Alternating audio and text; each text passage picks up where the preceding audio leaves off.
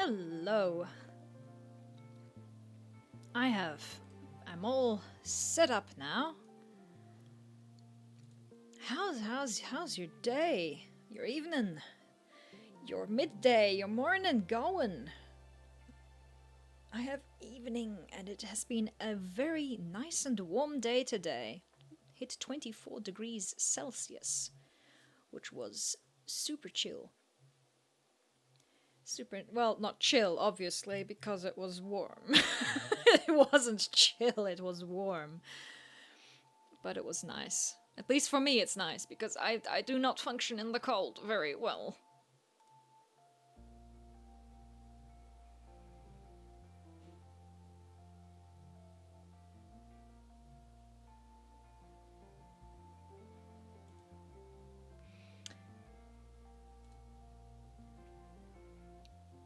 But, so, I'm getting a little distracted reading other things.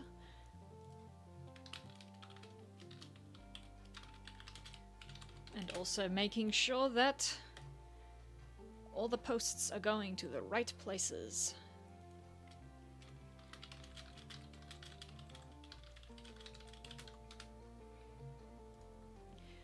So today was meant to be the Necrobarista finale.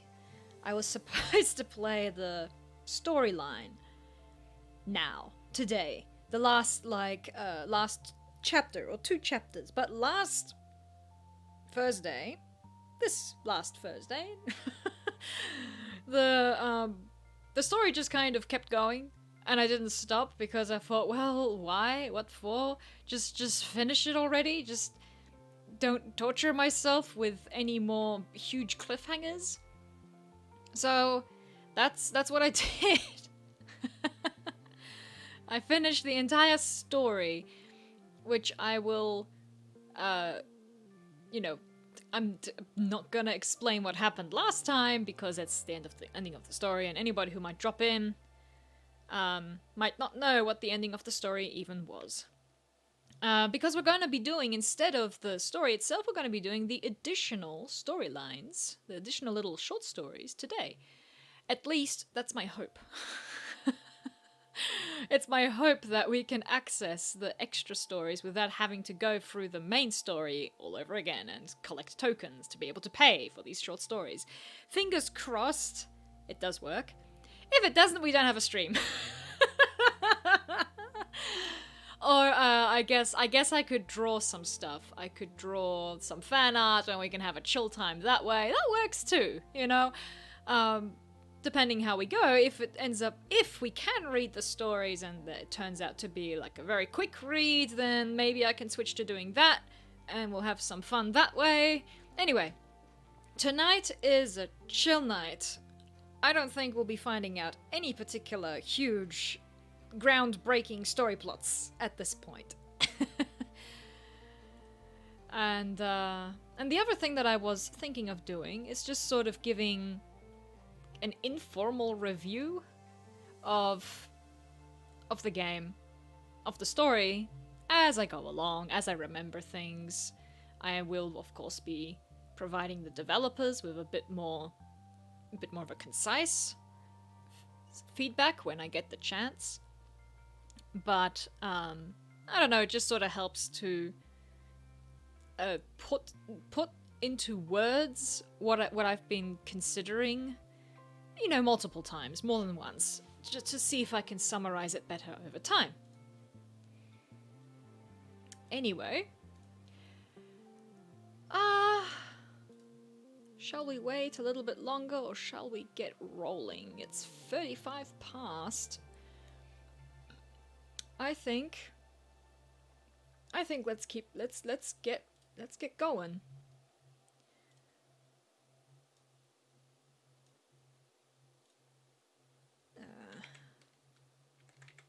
Once I work my magic.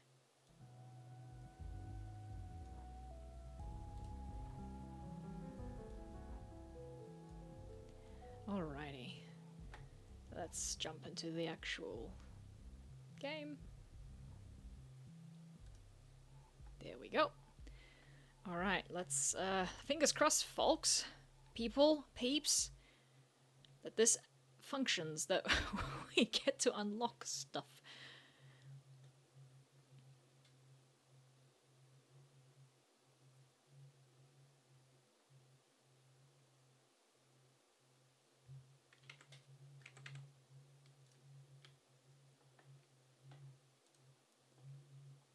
So last time, this was the dialogue that we finished with, which was Maddie saying, we know we need to get more plants, and they just received one from Che, I suppose via delayed mail, of thyme. And the whole story through, Maddie kept on, or Che kept on mentioning, like, oh, we gotta get more plants, and at this point she has relented and decided, okay, let's get some plants. And so she said, why stop at one?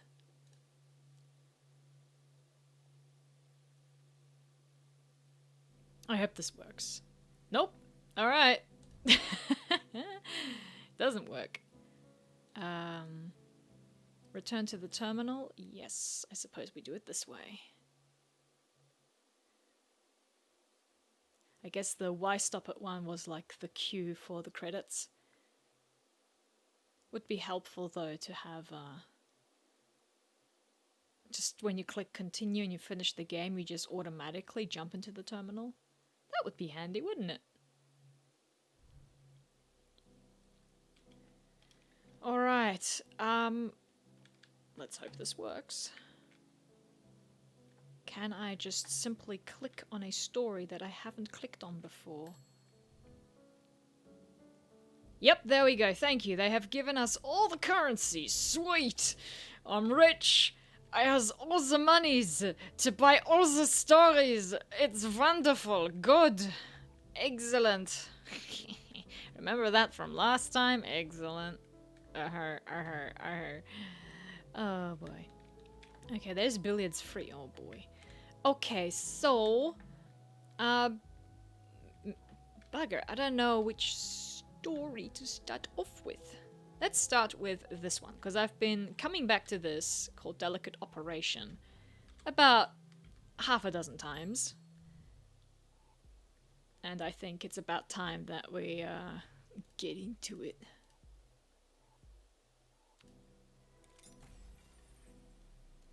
Right, so this one includes Ashley, Maddie, and food. I wonder what trouble they get themselves into this time.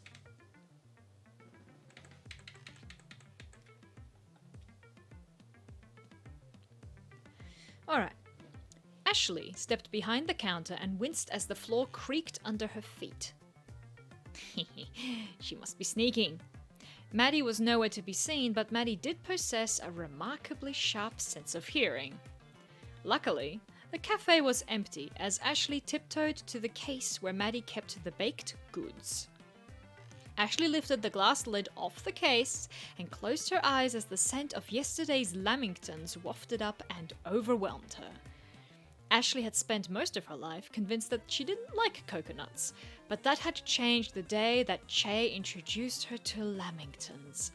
To be fair, Ashley still wasn't sure that she actually liked coconut. Chocolate frosting could make anything taste good, but she couldn't deny the cake's irresistible allure. Ashley lifted a lamington from the case and gently set the lid back down. Lamingtons made by Lamington creatures. As per the lore, that's confusing. You can have law, you can have lore. She raised the lamington to her lips and opened her mouth to take a bite. Ashley? In a moment of panic, Ashley shoved the pastry into her mouth and sealed her lips. I'm not sure you can hide coconut crumbs that easily. Her mouth was quickly overwhelmed by the pastry's thick frosting covering, and she did her best to choke it down before turning to face Maddie. Said Ashley, hoping that her cheeks didn't betray what was inside. Ah, good you're here, said Maddie.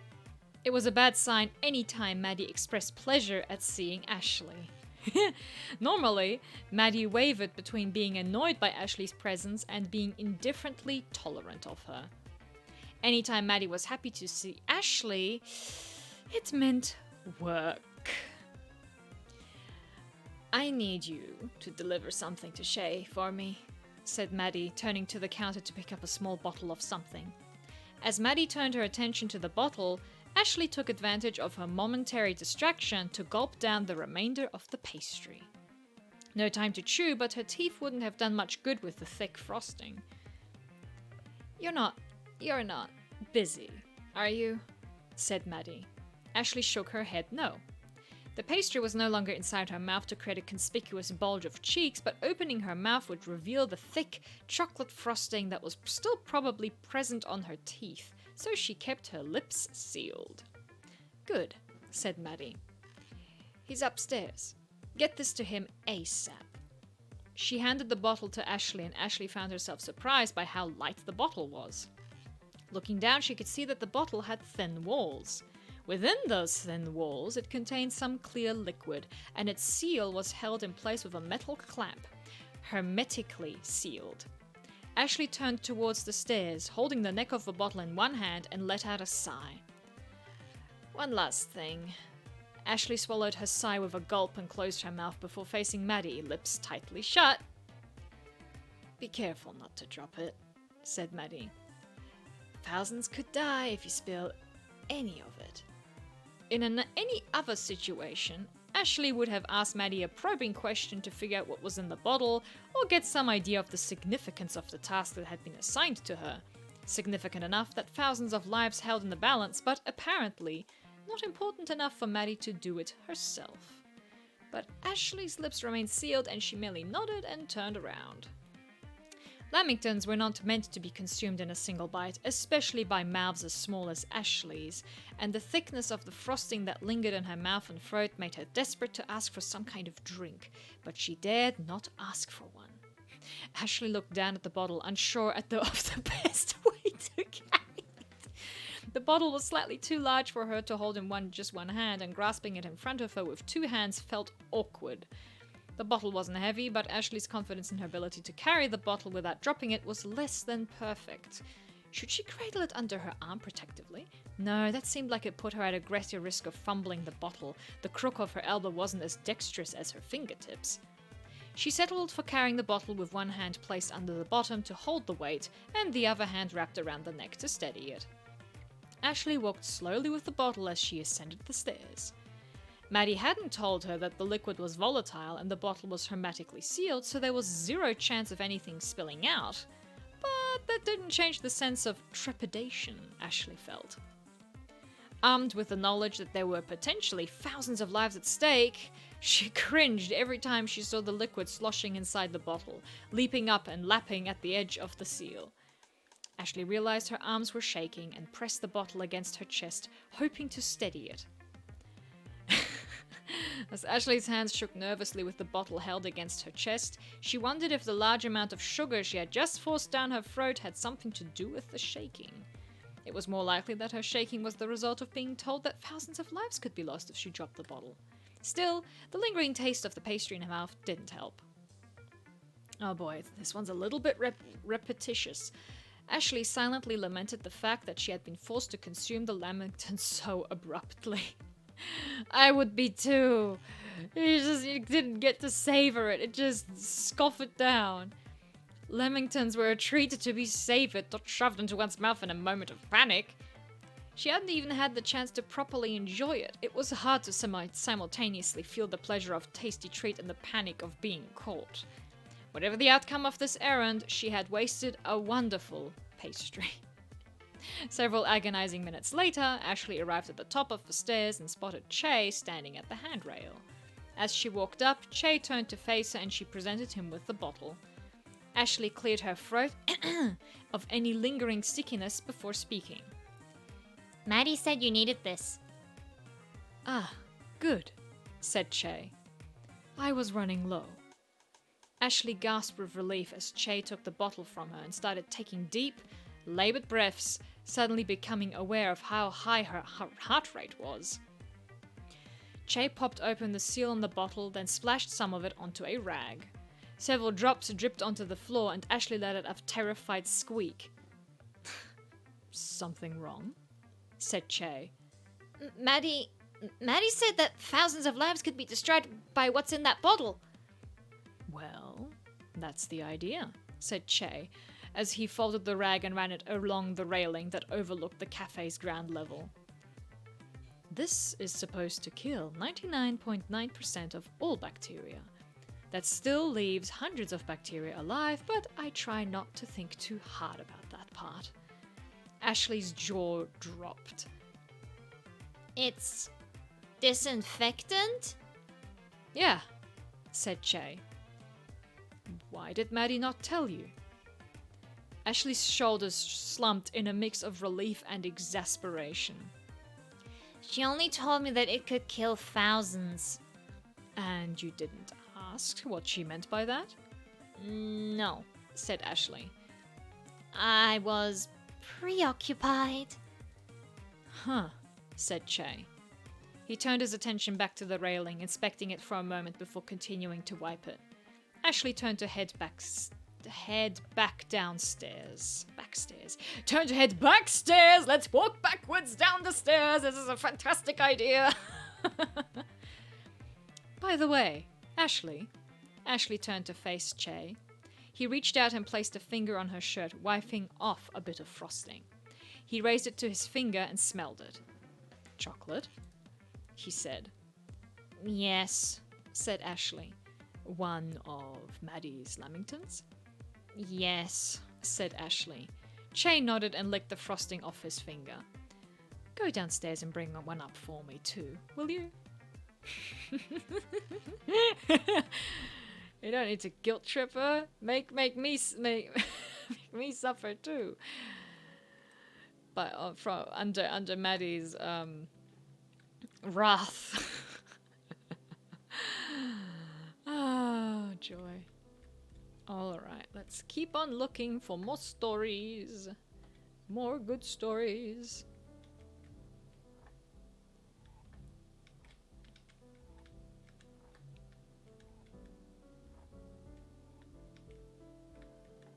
Oh, here's the fisherman. We read the first story, the first session, and which was a conversation with a man who presumably just passed away, and he's just making casual conversation with Maddie at the counter downstairs. And yeah, I don't know, where shall this little conversation lead? The expression on Jack's face was expectant when Maddie came out of the kitchen carrying his plate. Yes, he ordered some fish that he was not intending to eat. Expectant, but not impatient. The expression fit his posture, sitting upright with hands folded and resting in front of him. Your halibut's ready. Jack's eyebrows raised when Maddie set the plate down in front of him. He closed his eyes and lowered his chin just a tad, allowing the scent of grilled fish to waft into his nostrils as he drank in the odor. As several moments passed, a smile crawled onto his face, and he grabbed a fork and began cutting the halibut up. He was several mouthfuls in when Maddie spoke up. I thought you said you weren't going to eat it, she said. Couldn't help myself, said Jack. Smelled too good to not give it a taste, and tasted too good to stop.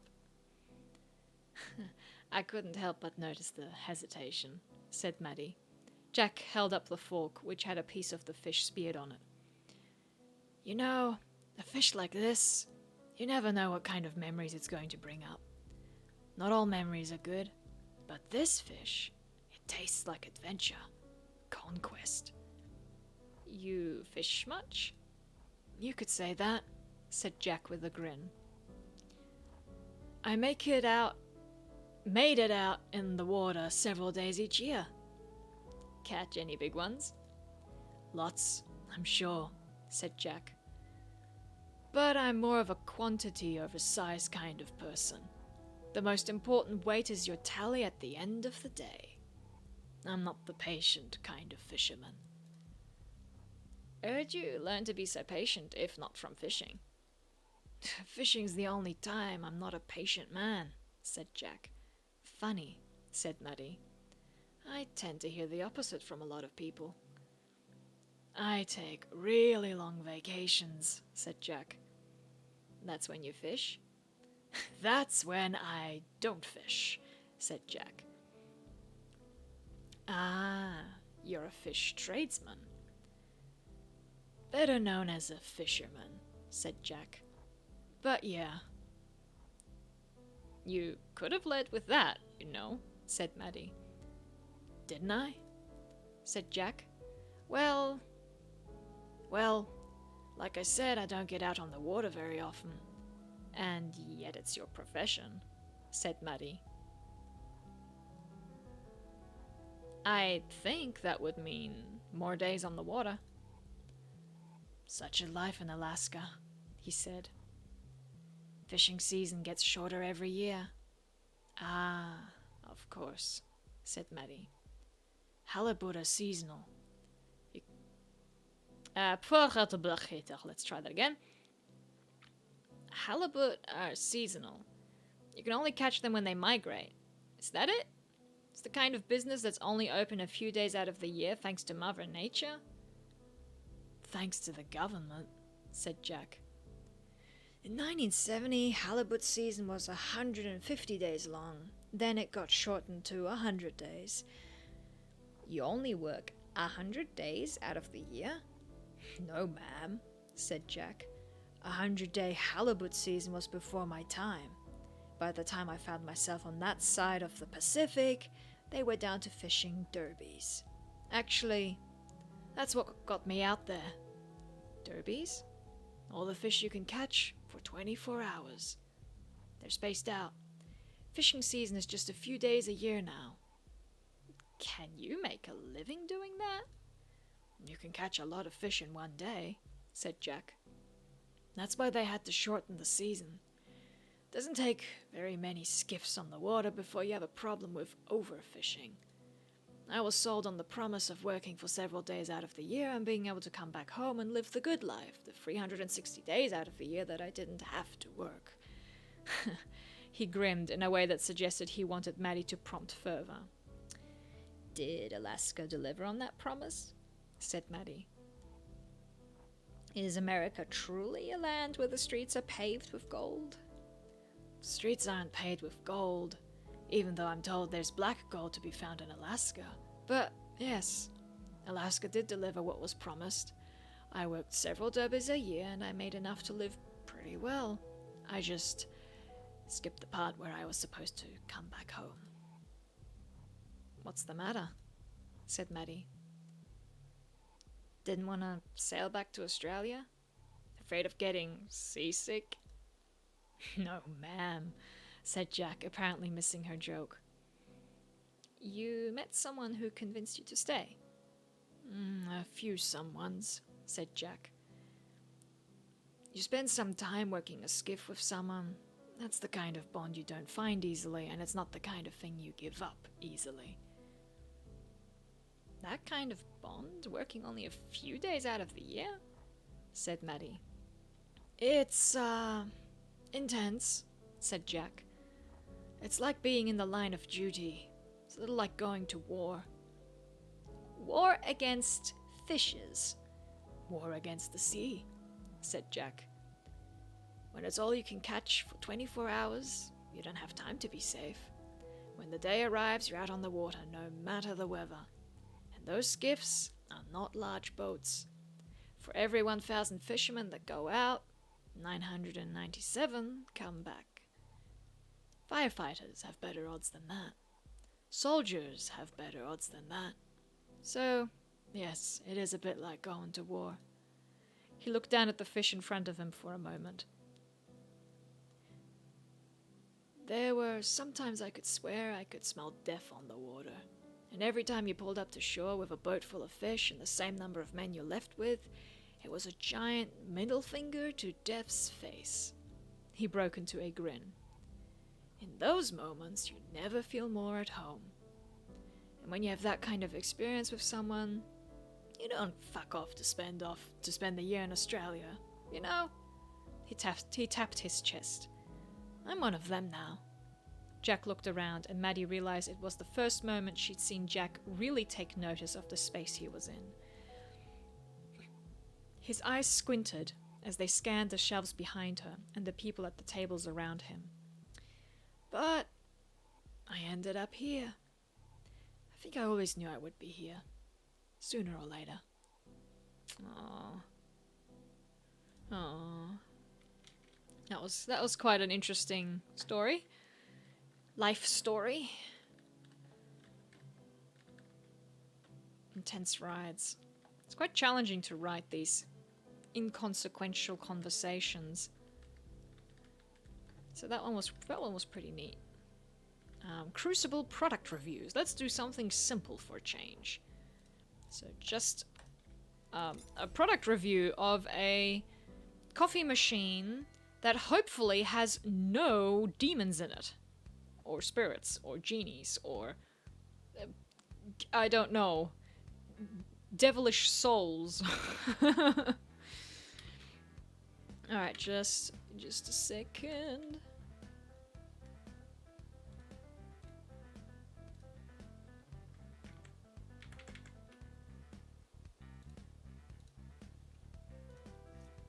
Okay.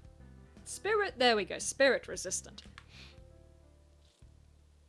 Spirit resistant quartz crucibles with self-sealing lids. Product description. Heat resistant up to 1650 degrees Celsius. I'd have no idea what that would be in Fahrenheit. I don't know, 3000 or something. Self-sealing lids formed airtight. It's hot enough that like you can use 10 microwaves and it still wouldn't budge. Self-sealing lids form airtight seals around the crucible's ground rim, highly resistant to corruption and spiritual interference. Clear inner and outer covering allow for easy spotting of cracks or imperfections. Quality suitable for mixing potions and filters. Just make sure that you don't mix up your coffee filters with your potion filters. Average rating, 3.5 stars out of 5. Oh boy, why just 3.5? What are the reviews? 5 out of 5. I love this. The covering, despite being quartz, has a textured appearance that gives it a silky smooth feel to it. Most crucibles feel sterile and cold, but this one makes for a perfect beverage container when entertaining guests. 4 out of 5. The previous crucible set I used was inherited from my grandmother who brought them over from New England. New England? Unfortunately, 2 months at sea were not kind to her spiritware, and her crucibles were filled with tiny cracks and micro-fractures that allowed unsightly-looking soot to build up, leaving them stained with hard grey lines everywhere, looking like they were about to crack apart at any moment. That was a nice slip of the tongue. She used them for several decades to come, but every time I worked with her and watched them heat up, I was afraid they were constantly on the verge of shattering.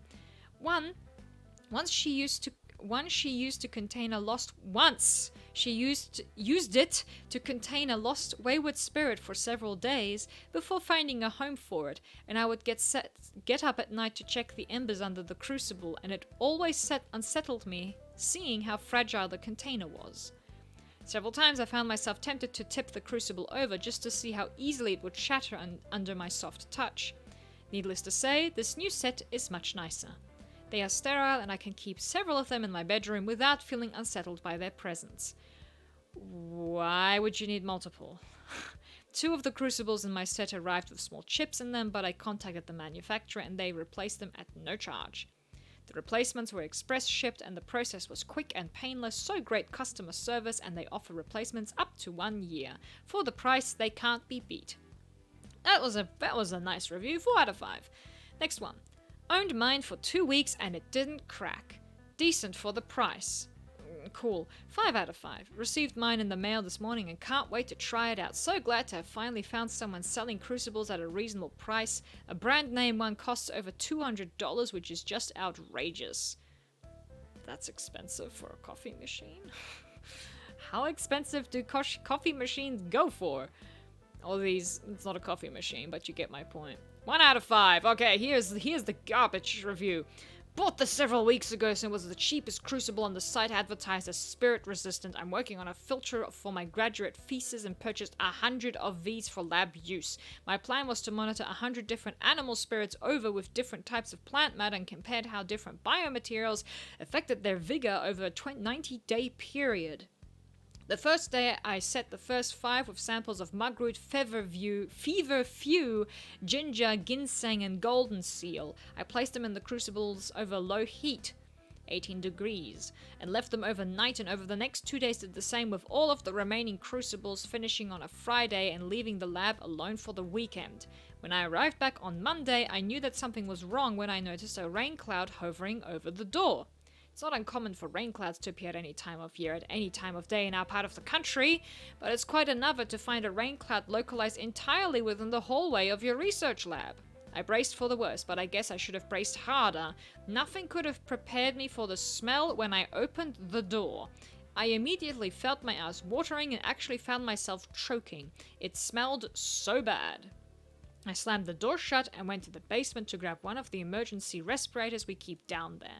Unfortunately, the respirator did little to mask the terrible stench inside of the lab. I opened the first crucible and saw that it was filled with a tar-like substance, and as I studied its inky black writhing form, I felt the air sucked out of me, almost like it was trying to drag me into the abyss with it. I threw it onto the floor and the container shattered, splatting the floor with a tar-like substance, which began slowly crawling across the room. I grabbed a fire extinguisher from the wall and sprayed the tar until it was complete. This is a very in-depth review. Must be a, pretty good website. And heard what sounded like a sputtering noise, followed by a long gasp and a scream that faded into oblivion. After poking at the fire extinguisher spray, whatever was underneath was clearly quenched. I took the remaining crucibles and placed them in the oven and baked them at a temperature of 1,600 degrees for several hours as I sat alone in the lab, contemplating the cruelty of existence and wondering what my academic advisor would have to say about my thesis project. After several hours of waiting, I opened the oven and checked the contents of the crucibles, revealing nothing but ash. Whatever it was that had been drawn by the spiritual emissions of my lab work, it was gone from my world. But the memory of that day will haunt me for all of the remaining days of my life. Don't get it. It's not actually spirit-proof. Do not buy this crucible for spirit-related applications. My wife is one of the product designers who worked on this item. The crucibles in this listing come from a manufacturer called Masecuri LLC. Back in 2013, they were some of the best hardware you could get for your money and earned a reputation among hobbyists as a great value for anyone working on a budget. In 2016, they did a survey and found that fewer than 3% of buyers were actually using the crucibles for spirit-related applications and decided they could cut costs by removing the spirit-resistant properties. However, they found that products advertised with updated ad copy to reflect this didn't sell as well, so they continued using the old product description, which advertises it is spirit resistant, with the new product line which is not spirit resistant. I don't know how they are getting away with this. Apparently the definitions of what is actually spirit resistant are legally murky, and the number of people affected is small enough that they continue to sell well. Stay far away from this one, and warn anyone you know of who might buy an item like this that does not work as advertised. 5 out of 5. Nice color. That's more like it. That's a A+ review. Nice color. That's cool. I like it. It looks nice.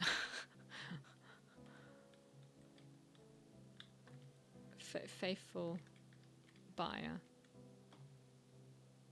Alright, let's get downstairs for some more stories. I'm just gonna drink some water because blabbing about this for so long is quite tiring.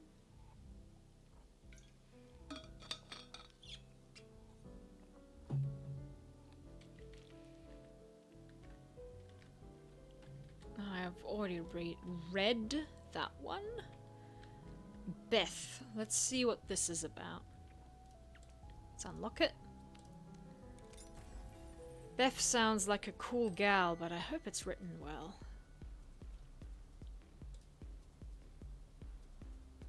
Let's go, little girl. The man standing in front of Beth smirked. The knife he held seemed almost slight compared to his massive hands, but that didn't make it any less intimidating. Finish this one quick, came a call from behind the knife holder. 3 men stood behind him, wearing expressions which ranged from amused to bored. Beth felt her palm getting sweaty and loosened her grip on the knife in her right hand, sliding her thumb along the guard to reassure herself that its shape hadn't changed since the moment she'd picked it up.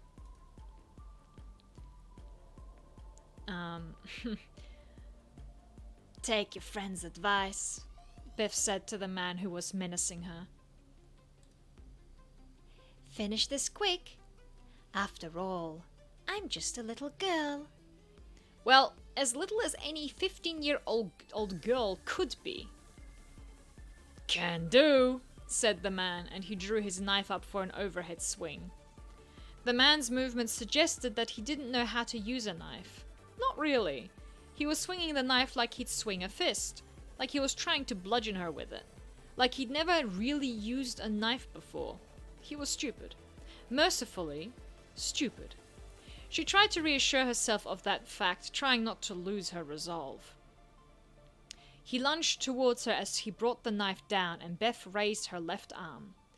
She felt the edge of the knife hit her skin, but the impact of the blow caused the man to lose his grip on the knife. An opening.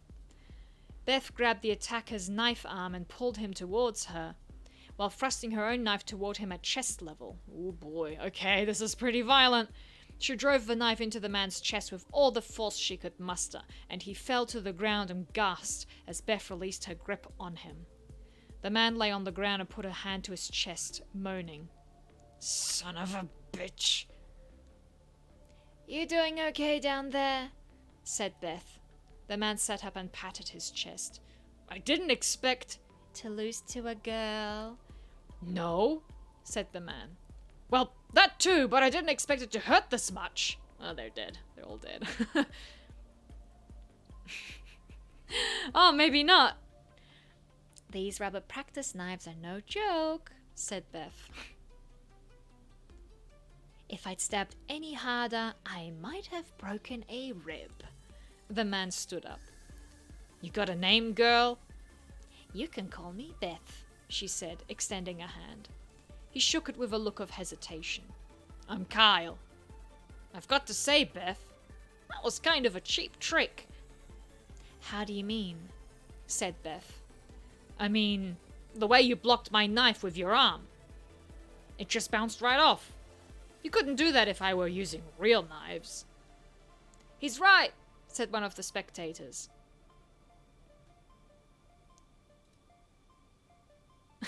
Not really a fair fight with rubber knives.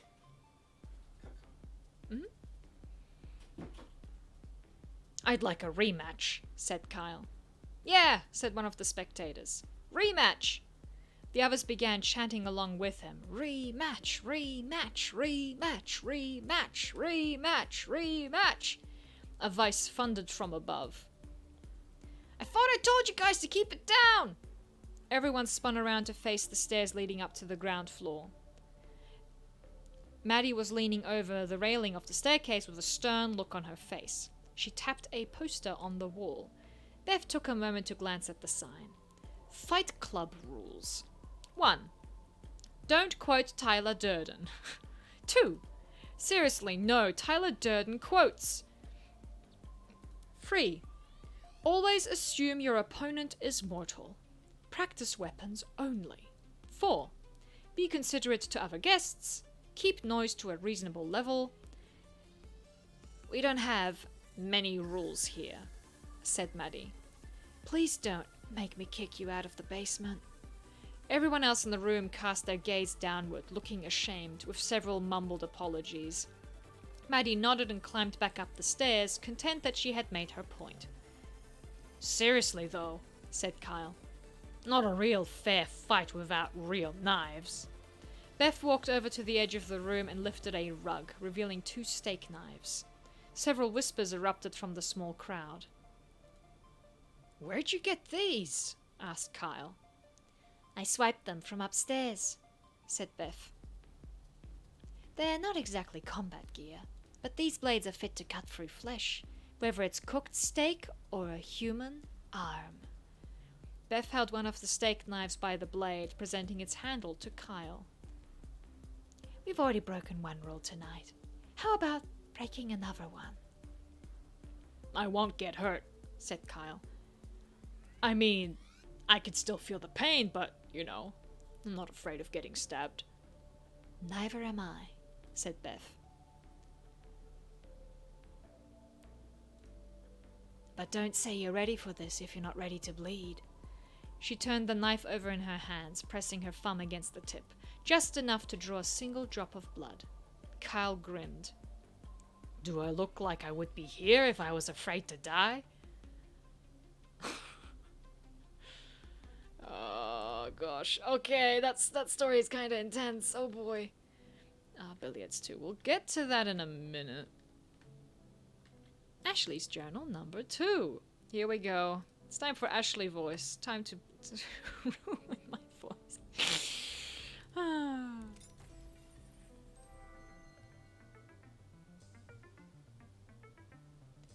Battle Royale Robots Power Rankings. Alpha Charlie Echo. All of the commentators call this robot Ace, probably because it's so good. It seems biased for them to call one particular robot Ace, but it's obvious how it got this name when it wins all the time.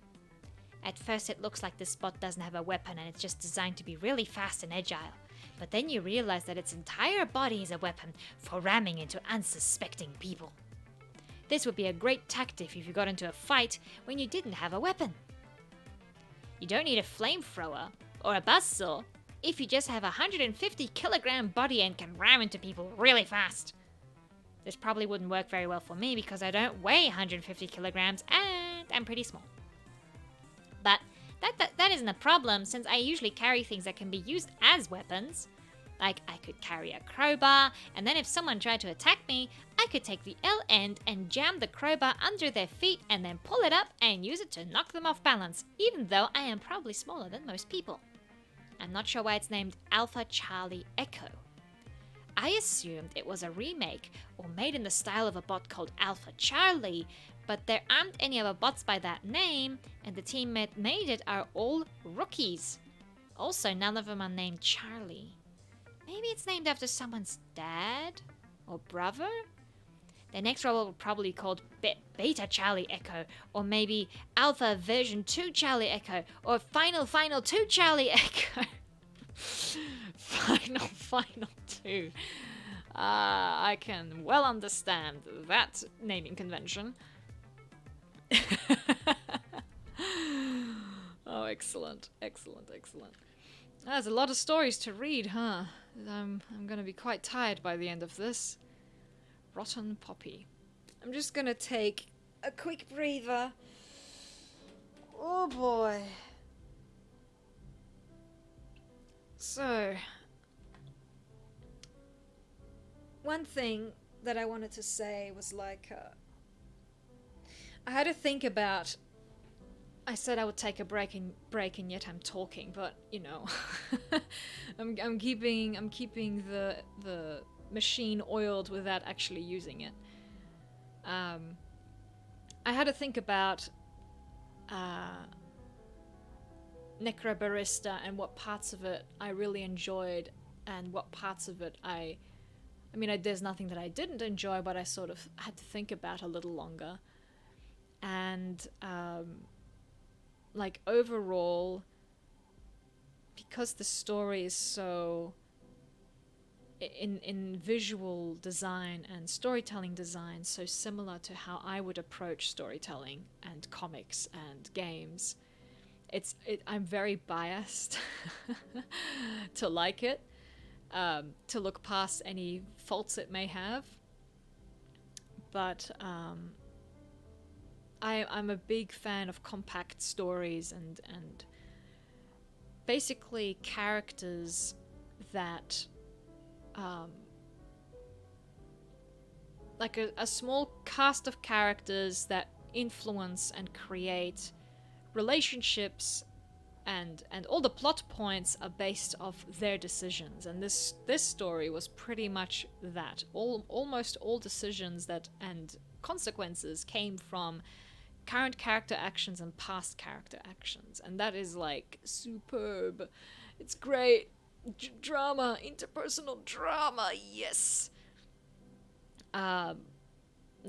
That's super cool. I think the main thing that I'm finding it a little difficult to like concentrate now on exactly what bothered me. I think there was one thing near the end, or at the end, that didn't quite click with me. Was how, and here's spoiler alert, so you might wanna tune out. Might want to tune out if you're still playing the game, or if you haven't seen any of my live streams up till now, whichever one comes first. How Kishan basically solved the debt problem that the cafe had gotten itself into by giving away his soul to the council, and that served as a sufficient enough payment. Now, I find this a little bit anticlimactic. Climatic? I'm not sure what the word is. Just a little bit out of the blue.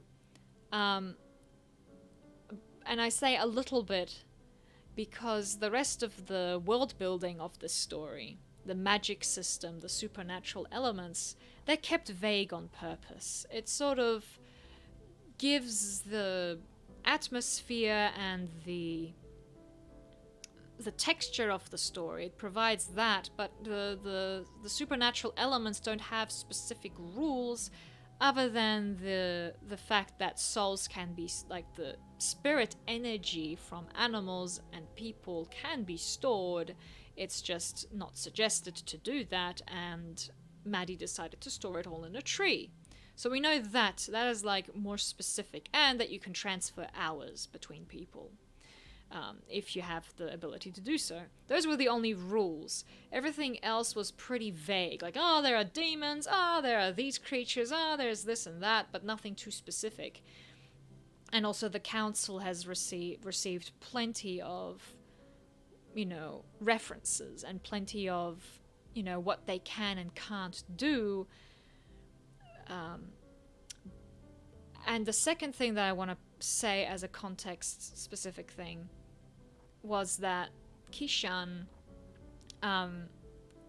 the emotional development of Kishan together with Maddie and the others was a genuine connection.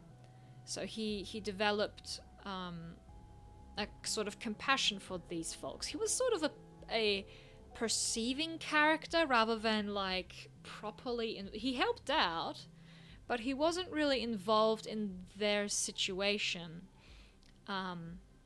too much. He didn't get too involved, or didn't like add anything new to the thing. He was. I guess that's also a little bit of an issue that could be brought up. That Kishan was like. He was not the main character, but he was a perspective character, and he didn't have very much to do with the story, like the core story itself. He was an observer. And that is not really one of my a trope that I particularly enjoy. If you're going to bring in a character, they better have some involvement, or if they are inconsequential or just borderline, either give them a specific role that they play out for a short period of time and then leave, or you somehow hint towards them in more interesting ways. So I guess like Kishan felt a little bit out of place for me overall, but it's also just fine to have, so long as the character interactions are immersive and they are genuine. I think it was okay. It's sometimes good to have a perspective character to be like the anchor point for the audience to discover the world together with this person. So that can be helpful. Anyway, long road to the destination.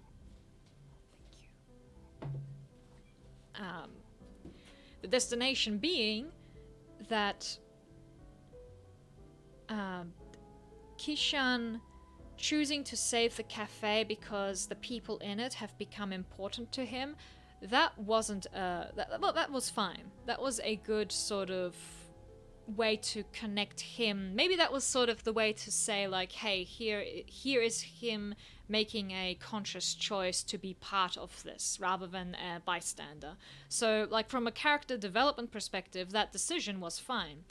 What just bothered me a little bit was that the solution to the problem was outside of the setting, like the physical setting of the cafe. Sort of like, somewhere else. And that broke it just a tiny bit for me in terms of, keeping things concise and wrapped up. I would have liked to have seen potentially how they used, like, if the experiment was a failure, maybe they could still use the hours that were left in the tree to pay it back. Or, I don't know, or maybe this is the point where perhaps if Kishan had joined the council earlier, maybe some of those plot points could have been brought in halfway through the story and, like, as extra lore material, and then it sort of, like, pulls it all together a little more. Or Ned could have also... Because, like, what was interesting was that Ned was... That was the other thing that sort of didn't bother me, but just felt a little bit lost, was that Ned had this character arc where he was being so-called neutral, and yet he cared for Chain, he cared for the cafe, and he kind of gave it tried to protect it from worse judgment from the Council of Death. So he was pretending to be neutral when in actuality he was very much hoping that they would succeed and actually, on a subliminal level, helping them. It would have been really cool if he had, like, snapped and decided, like, now I'm going to actually help out, even if I get into trouble for it, and even if I get fired. Like, that would have really, like, done the job, I think. And had Kishan joined him at that point, that would have been intense. Like, how do we save this cafe in, like, still sneaky matters, but we actually take the reins and do something about it. Response that I'm now giving, they're sort of loose concepts that they don't take away from the story. I don't think they ruined the story at all. I just think they were missed opportunities, you could say. Although I'm sure that the devs, they went through, like, dozens of versions of the story to get it to finality, and, sometimes you have to decide, like, this is good enough, we gotta continue with what we've got. So, yeah, there's my little tidbit, my little ramble of one aspect of the game that I felt could have been, or the story that I felt could have been done differently. How I might have approached it, I guess. Yeah, so let's continue with a few more stories, and maybe I'll think of something else to say, something else clever to say later. Also, I've got cocoa. I hope you're enjoying a good drink. If you don't have a good drink to drink, then you might want to get yourself a drink too. Like tea. Or coffee if you're in the morning. I'm not a coffee drinker, but if you are, enjoy. So we're drinking. We're reading this story now. Oh look, it's Dropbox. If you can see that little box on the box, it's a Dropbox. The program. Maddie opened a herb jar and sighed as she examined the contents. Rotten. She began pouring them down the sink. I hate poppy seeds, she muttered to herself. I won't tolerate that kind of hate speech here, said Che. Too bad the rules aren't yours to make, old man, said Maddie. You should have thought of that before you handed me the keys. I could help you get the keys back, said Ashley. I've got a magnetic wrapper that... The keys are a metaphor, said Maddie. They're not some kind of magical talisman that grants ownership over an establishment. But there is a magical talisman that grants ownership over the establishment? Asked Ashley. Yeah, said Maddie. It's called a deed, and this deed entitles me to certain privileges, such as expressing my hatred for poppy seeds. Hate is not good for the soul, said Che. Hatred corrupts the soul. Hey, I'm new here, said Kishan. But, okay, sorry. That sentence came so out of the blue, I didn't know what to do with it. Hey, I'm new here, said Kishan, but, are you talking literally? Does hatred actually corrupt the soul? No, hatred does not corrupt the soul, said Maddie. Nor will poppy seeds, despite being a distant cousin of the bay leaf. It's a good thing, said Che, because Maddie's soul is full of hate. Trust me, I've seen the ultrasound. Once again, as the new guy, I gotta ask, are you talking literally? No, hatred does not show up on an ultrasound, said Maddie. And I assume the thing about bay leaves corrupting the soul is also a metaphor.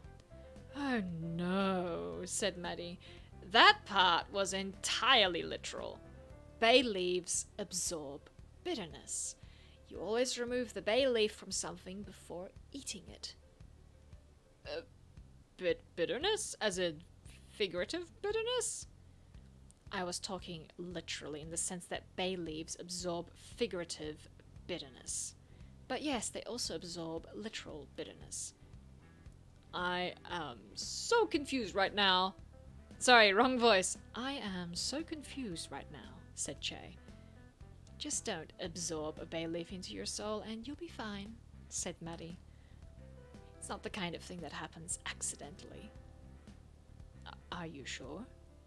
Are you sure? Said Kishan. Because I think I may have accidentally ingested a bay leaf one time. My friend's grandma made this big pot of chili. The soul is not connected to your digestive tract, said Maddie. It's not your gut, so unless you're inhaling your food, it's not going to be a problem. Again, said Kishan. New guy here. Soul. Respiratory system. That's a thing? Oh yeah, said Maddie. Why do you think people are so into burning herbs and inhaling them? I always assumed that was just how, I don't know exactly how cannabis works, but it's like psychoactive. What? Said Maddie. No, not that herb. Like people who burn incense. No, sorry. Wrong voice again. No, not that herb. I mean people who burn incense. Huh, said Kishan. That's something new. That's why you always have to watch out for when herbs go bad, said Maddie. Someone might accidentally inhale some of them. Yet another reason to hate poppy seeds and their short shelf life. Kishan's eyes narrowed. How long does it take for poppy seeds to go bad? These went bad in a matter of months, said Maddie. A matter of months? Said Kishan. How many months are we talking here? Maybe 30, said Maddie. Keishan did some counting on his fingers. 30 months is 2.5 years, if I'm not mistaken. Che piped up. You left that jar of poppy seeds for 2.5 years. Maddie nodded. As I said, a number of months. 30 is a number. 30 is an injustice, said Che. How have you not touched poppy seeds in all this time? People don't actually like poppy seeds, said Maddie. Not if you had poppy seed cake. Like, come on. You uncultured. I guess the only way to finish that sentence is uncultured swine. It's like, yes, the poppy seed cake is good stuff with icing. Or muffins works too. People just like the muffins they come in. If you give them the muffin without the poppy seeds, they'll like it even more. Poppy seeds just make everything worse. People love poppy seeds, said Che. Me, for instance. I have a great love for the humble poppy. Really? Said Maddie. Then how is it that you've never touched this jar of poppy seeds in the past 30 or so months it's been sitting on the spice shelf? Che shrugged. I like lots of things. Evidently, during the past 30 months, I found things I enjoyed more than the humble poppy seed. I'm offended by the idea that you would discriminate against such a lowly and unpretentious food item. You like the idea of poppy seeds, said Maddie. You like the idea of an herb that comes in discrete units called seeds, so that you don't have to wonder about how much a sprig is.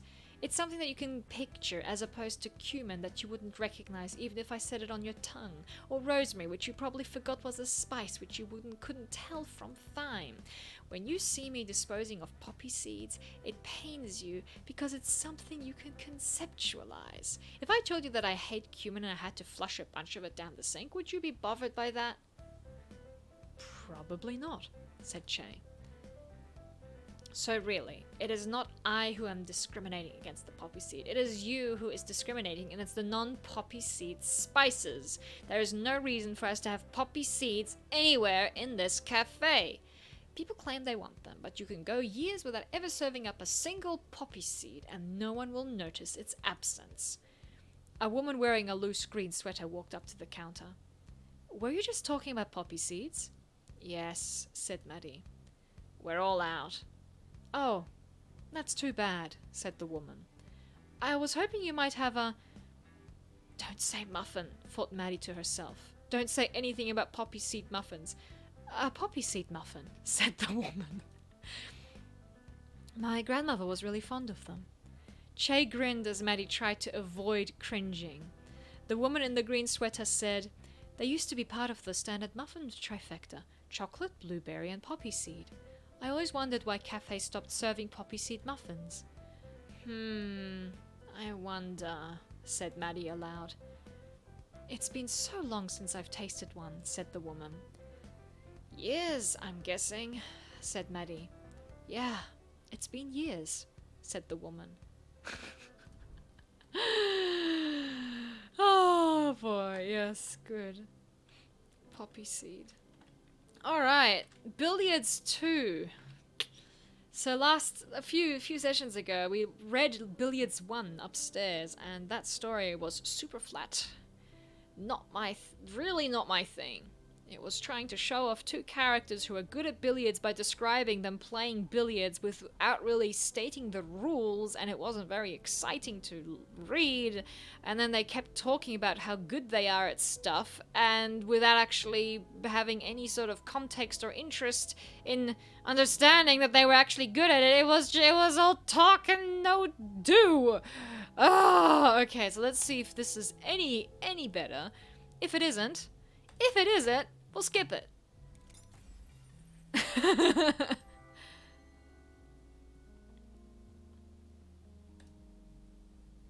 Alright, old Grandpa Man says, You know, kid, you've got style. Brad perked up. It was the first unsolicited remark he'd heard from the old man Thomas all night. He'd been expecting a compliment after beating Thomas, but to hear that kind of comment after a loss made him perk right up. "Thanks," said Brad. "It wasn't a compliment," said Thomas. And just like that, Brad's mood came crashing down. Thomas continued. "All the best players back in the day, none of them had style. Style doesn't win tournaments." "Sure," said Brad. "Consistency is what wins tournaments." Sorry, he said consistency is what wins tournaments. "Consistency doesn't mean anything," said Thomas.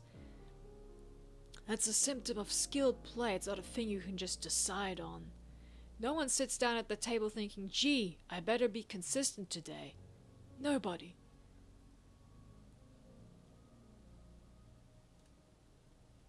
"So if you're not thinking about consistency, what are you thinking about?" "Fundamentals." Thomas chalked the end of his cue. "Fundamentals are what matters most, because if you don't get the fundamentals right, all the fancy shit isn't going to matter." Thomas leaned down to line up his cue. "The straight-in shot is your specialty. Several opponents told me that exactly that, tongue-in-cheek, thinking that they were insulting me, but I take it as a compliment. If you control the cue ball, you can turn any shot into a chip shot. That's what you want to do. That's how I can still sink 'em, even at my old age." "I know, I've been watching you," said Brad. "Your cue ball control is incredible. You're a very talented player." "Not talented," said Thomas. "You can do it too. The question is whether you've got the discipline and the patience." Thomas followed through with his stroke and hit the apex of the triangle head on. He sank 2 balls, 1 stripe and 1 solid. He pointed to the striped one, signifying his choice. "I'm plenty disciplined," said Brad. "When I was in high school, I'd come out every day after school and put in at least 4 hours of practice. Sometimes I'd come in after dinner to squeeze in a few hours more. Then on weekends, I'd come and spend all day up here." "Of course you did," said Thomas. "All the pros have. Anyone can put in time. At a certain point, what matters can't be the number of hours you put in, because everyone puts in the time. What matters is how you use that time. And it seems like you spent a lot of time practicing trick shots." Thomas lined up and made several practice strokes. Brad found himself getting annoyed. Brad knew better than to try to talk to Thomas while he was lining up a shot. That was bad etiquette and just bad sportsmanship, plain and simple, but it kept him from offering timely retorts to Thomas's statements. It was bad sportsmanship, Brad decided, to talk at an opponent in a situation where etiquette forbade him from responding. Thomas finally took the shot and sunk a solid colored ball, but a bad bounce put the cue in the pocket with it. Brad sighed with relief as he took control of the ball, and with it, control of the conversation. "You're right, it takes a lot of practice." Brad lined up a shot, aiming at one of the balls in the opposite corner. If he could get the angle just right... It knocked one of the striped balls into the pocket before ricocheting and hitting another ball into the back right pocket. Double sunk. He tapped it's a battle getting through this. Tapped the table with his cue as if to emphasize the shot he had just made. "You don't learn how to do shit like this overnight." "That's a nice trick," said Thomas. "Now, can you do the same thing 10 times in a row without messing it up?" "No," said Brad. Bad. "It's a hard shot. About a 10% for most people. But I'm good. I can get it 30, 40%. "A 30% shot isn't worth taking," said Thomas. "If I offered you a coin flip bet with a weighted coin, would you take it?" "No, of course not." "And yet you take the low percentage shot." "I make it a higher percentage shot, though," said Brad. "Yes, and I'm sure that you look like a big hero by doing it, and when you miss, no one calls you on it, because defensive shots are boring," said Thomas. "I can play defensively," said Brad. "But you don't win games by playing defensively." "Of course not," said Thomas. "There's nothing on the scoreboard that lets you tabulate the places where you denied your opponent a point." Brad was angry now, and he began lining up his next shot just so he wouldn't have to hear the old man talk. Some players might get tilted in a situation like this, but Brad played better when he was emotional. Whatever it was that made him play better under pressure also made him play better while angry. He couldn't even think about the shots he was making. He was operating on pure instinct and conscious thought. The thought that was chased away by anger was only a distraction. Brad tried for another double. He missed the second ball, but one was enough to set him up for a triple bank shot, which he followed with another shot that he put spin on. He didn't even need to curve the ball around anything, he just wanted to show Thomas that he could do it reliably. Fortunately, he didn't get punished for it. Yadida. He wanted something flashy.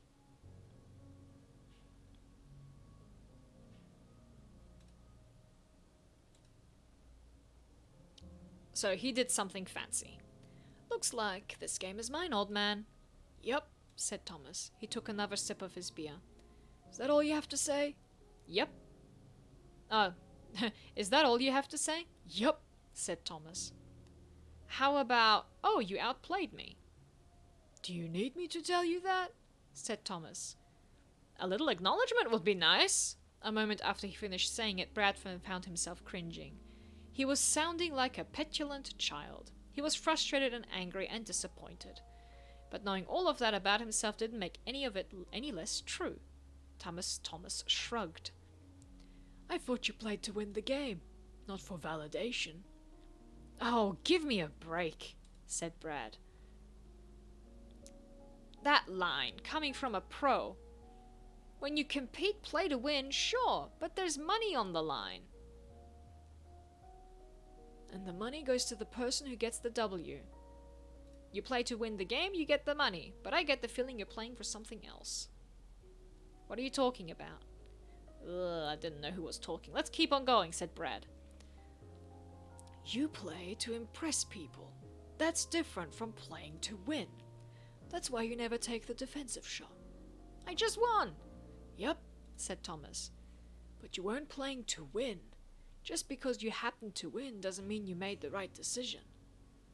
How does that make any sense? Said Brad. Thomas took a coin out of his pocket. Here's a hypothetical. Suppose I have a coin. I ask you to call heads or tails on a $1 bet. Now you know that the coin is weighted. It lands on heads 70% of the time. What do you bet on?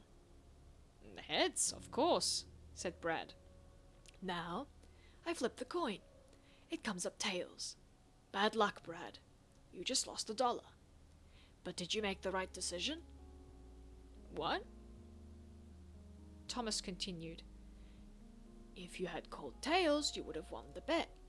Clearly, calling tails is the wrong decision. But sometimes you make the wrong decision and get short-term payoffs. That's why the fact that you won doesn't necessarily mean that you made the right decision. My brain is fried. I do not understand either. I'm on Brad with this one. Don't get it. And sometimes these things only reveal themselves after you flip the coin hundreds of times. I've played hundreds of games, said Brad.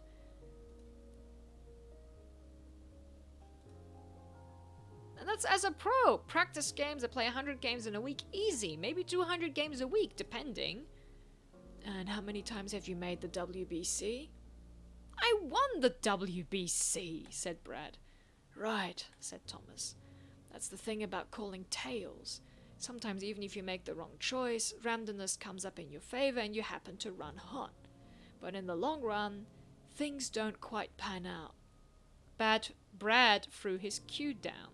So now you're saying that my wins were all due to luck? Not all luck, said Thomas. Like you said, it takes some skill to take a 10% shot into a 30% shot. A lot of skill, in fact. You've got good hands and a good eye for the ball, but the lust for a cool shot supersedes that. You'd rather fail spectacularly than win through boring play. Fuck you, said Brad. You know what? I actually won the WBC. Maybe I did run hot for just 1 year, but at least I have a championship to my name. You made it to the finals 6 times and lost every time, and now your career is done. You're over with. You'll never be a WBC champion, a title which I hold, by the way. You're right, said Thomas. I don't mean to knock the high variance approach, but maybe that's what you want, to win once and then burn out.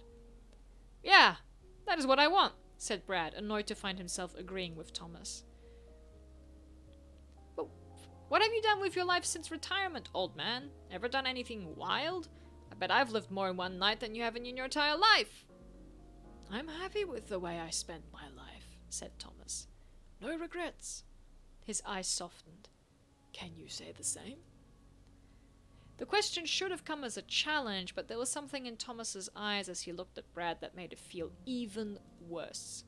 Thomas's expression wasn't one of antagonism, it was one of pity.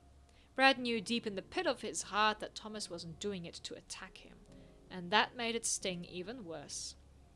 Brad started to say something, but found himself choking on a lump in his throat, and as he reached up and felt the wetness on his cheeks, he realized that he was crying.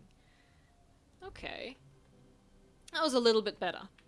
A little bit. I'm still not quite sure what these two characters are on about, but, you know, wise grandpa wisdom, I can always read. Happy to read that stuff.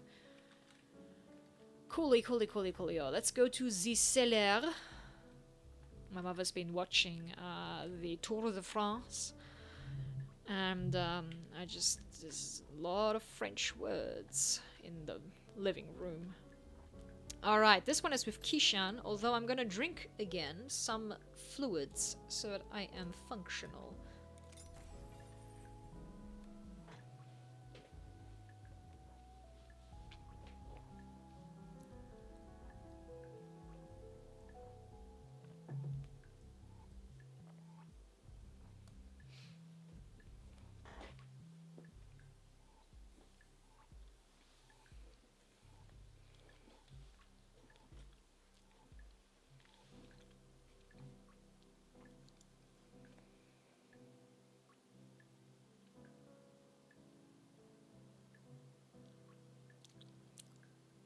Okay. Read. Che came down the stairs and noticed that Kishan was still seated at the counter, staring into a glass of something. It was a mixed drink of some kind, but it didn't look like coffee to Che. You mind company? Said Che, leaning on the seat next to Kishan. By all means, said Kishan. I don't see anyone else using that seat. Well, you might have been using it, said Che, as a buffer. I'm not looking for conversation, said Kishan. But I'm not really looking to avoid it either. That makes two of us, said Che. He leaned across the counter and reached down, locating a cup and a bottle purely by touch from a familiar nook in the bar. He poured himself a finger of whiskey, just enough to warm his tongue. Kishan continued staring into his own drink, his expression unwavering. Che shrugged and sampled his own drink, feeling the warmth of the drink as the whiskey spread across his tongue and trickled down his throat. He set the glass down. The next few moments passed in silence as Kishan continued staring into his own glass, and Che absently turned his empty glass on the counter. Kishan finally broke the silence. If you're waiting for me to finish off this drink so you can offer me some of whatever that is, you might be waiting a long time, said Kishan. I wouldn't offer you this, said Che. It's a special bottle, older than I am. Something like that ought to be kept in private, don't you think? Whoops. Something like that ought to be kept in private, don't you think? Said Kishan. Che shrugged. I have no problem letting people sample it if they want it. This bottle has a way of never running empty. But a whiskey like this, you don't get it just by sitting there passively. You have to at least take the step of asking for it, because it only gives when people are expecting to get. If I offer, it won't work. It sounds like you have a bottle that is in the business of filling people's subconscious prophecies, said Kishan. That does seem to be the case. said Che. I try not to think about it. Bad juju. Juju? Is that a real thing here? As real a thing here as it is anywhere, said Che. Kishan looked contemplative for a moment. If the bottle is in the business of fulfilling people's expectations, what happens if I expect you to pour me a drink and find the bottle empty? Don't, said Che, cutting him off. Don't even get me thinking about it, because if I start thinking about it, it might happen. I've got a good thing going here. Don't jinx it. All right, said Kishan. Sorry if I messed with your mojo, or juju, or whatever it is. I didn't mean to break anything. It's not as fragile as that, said Che. This isn't the first time I've had this conversation. Just, why play with fire if you don't have to, you know? I think I will have some of that whiskey, said Kishan. Lord knows I'm not making any progress with this. He looked at the drink in front of him and pushed it aside. Che smiled and reached behind the counter for another glass, pouring a single finger for Kishan. Kishan took a sip. That's smooth, he said. I know, said Che. They don't make him like they used to. Well, they do, but they'll take a few more decades to get there. Kishan cleared his throat and started coughing. He pounded his chest with his fist and let out a wheeze before settling down. You all right? Said Che. Yeah, said Kishan. I think I'm all right. Whatever rut Kishan had been in when he sat down, he seemed to be out of it by now. There was something about that dry whiskey that had a way of catching people's throats by surprise, and there was something about a coughing fit that had a way of getting butterflies out of the stomach. Maybe it wasn't much, but it was something. Che smiled as he put away the bottle, giving it an affectionate pat as he set it down. One less case of post-mortem depression in the world. Good job, Pappy. Nice. This is like an entire or Beth 3. I haven't read number 2 yet. So let's find Beth 2, which is outside, if I am not mistaken. So let us go outside into the bright sunlight, the blinding sun. Okay. Perfectionist? Haven't done this one yet.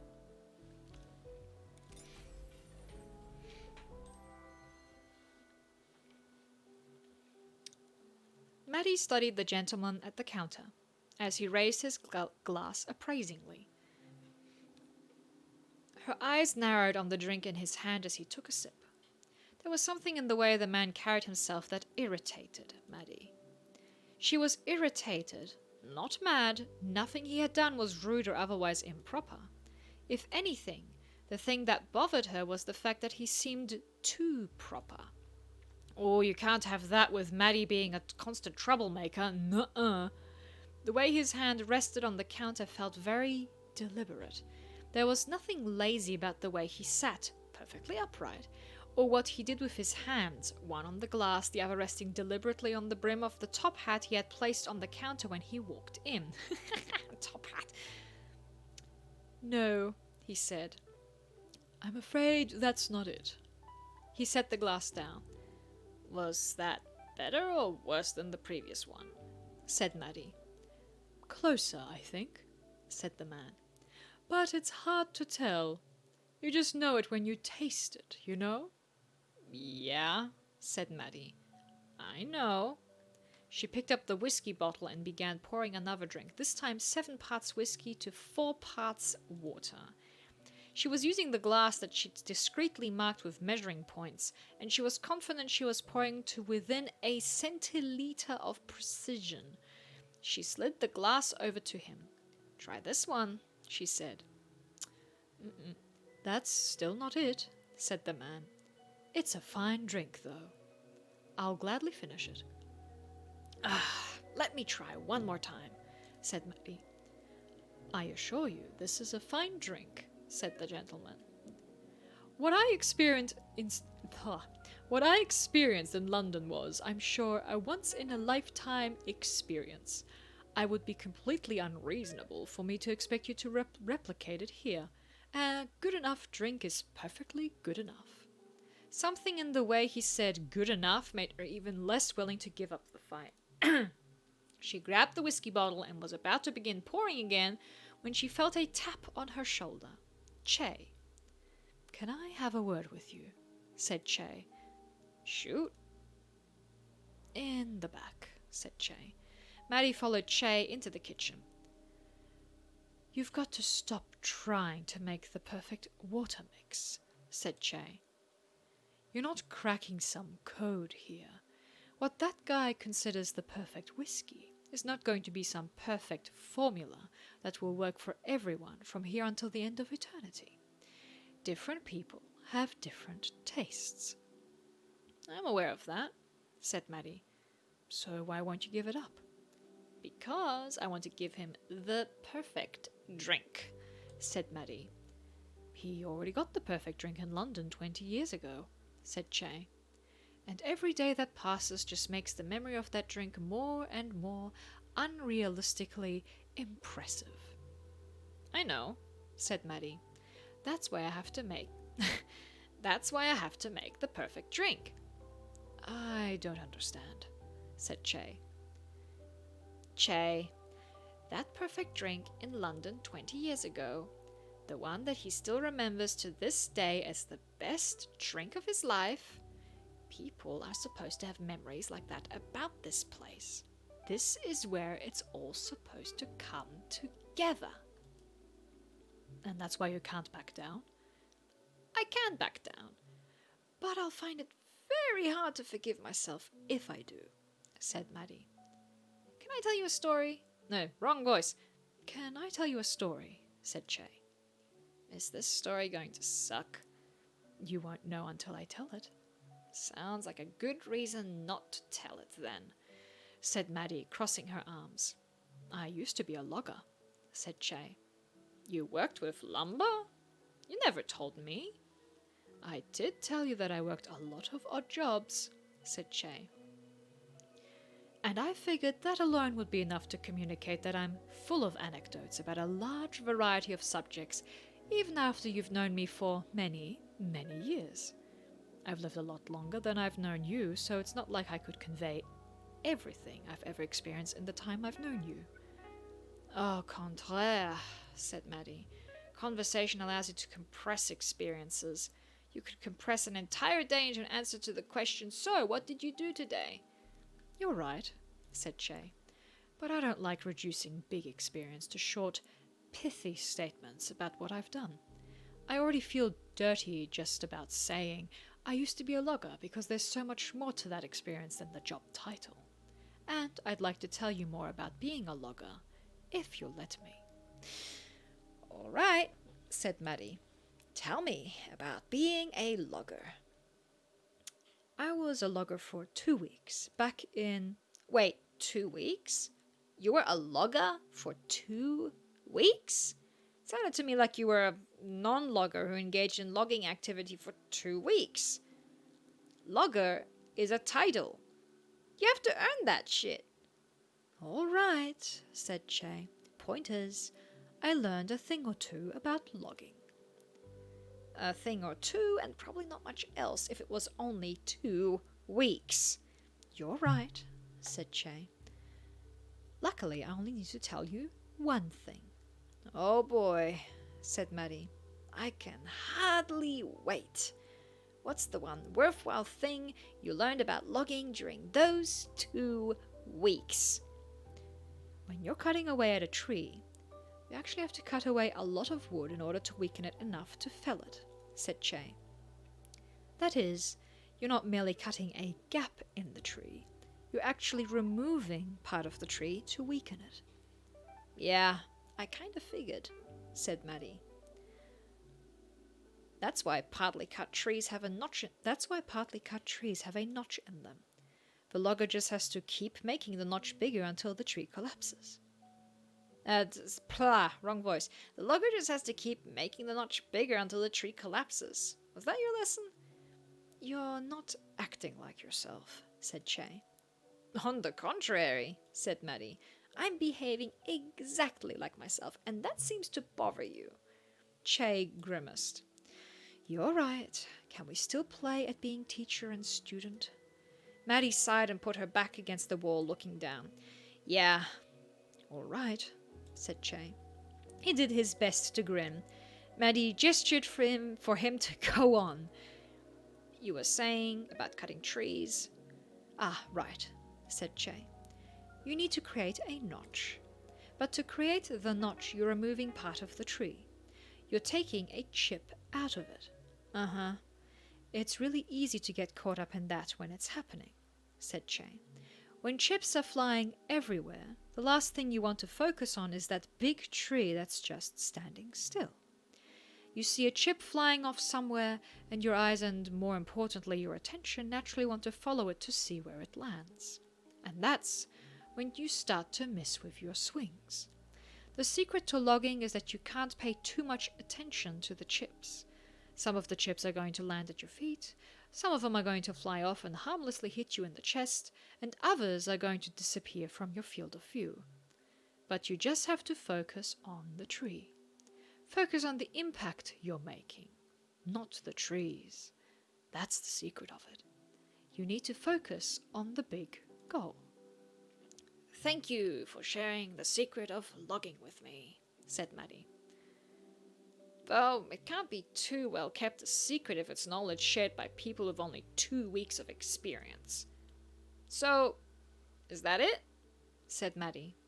That's it, said Che. That's a story about how you just have to let the chips...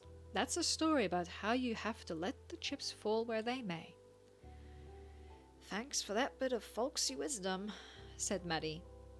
I'm saving the pretentious wisdom for another day, said Che. Very thin line between folksy and pretentious when you're acting like a genius for having discovered the etymology of common idioms, said Maddie. That reminds me of a story about wire walking, said Che. I'm glad, said Maddie. Maybe I'll even hear that story someday. She stepped out of the kitchen before Che could continue. Maddie returned to the counter. How's that whiskey? She asked. Best thing to happen to me all day, said the gentleman. You could say that this glass of whiskey is the thing that made my day. Thanks, said Maddie. That's all I needed to hear.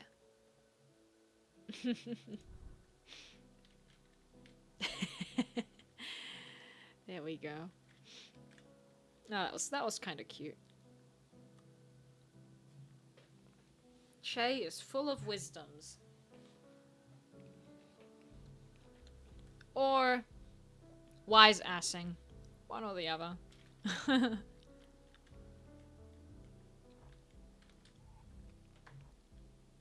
Ooh. Can I go here? No, I can't.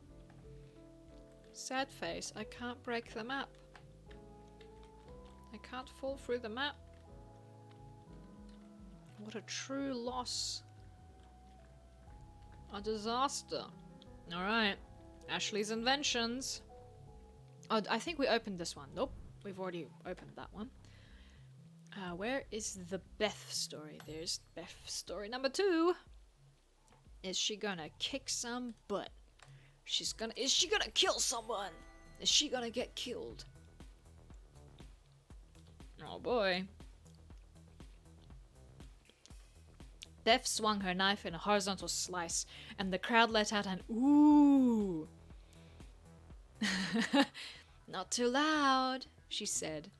Her eyes were fixed on Kyle, but she was speaking to the crowd.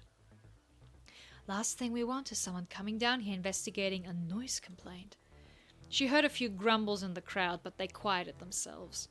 Everyone understood her meaning. Playing with real knives in this manner was the kind of thing that was strictly forbidden, and no one wanted to be on the wrong side of Maddie's bad mood. Even those who didn't fear death quaked in their boots a bit at the prospect of Maddie's wrath. She made a few more horizontal slices with her blade, cutting the air. It was the kind of thing people did to warm up the crowd, but Beth was unconcerned with what people thought about how she fought. Her movements with the knife were the only practice she was going to get with this knife, and she did her best to memorize the feel of the blade as it cut through the air. It was a terrible knife for a fight like this, a serrated edge. It was designed for ripping and tearing cooked meat that stood still on a plate, not fresh meat that was attached to a body prepared to evade its cuts. This was an entirely different kind of knife fight than the one before. When playing with practice knives, the goal was to strike the opponent in the torso. When playing with live knives, common etiquette dictated that stabs to the softer parts of the torso, like the chest or stomach, stabs that were most likely to be immediately fatal to a normal person, were strictly against the rules. In this battle, the goal was simply to draw blood. A cut to the arm or leg would do. Kyle was the first to make a move.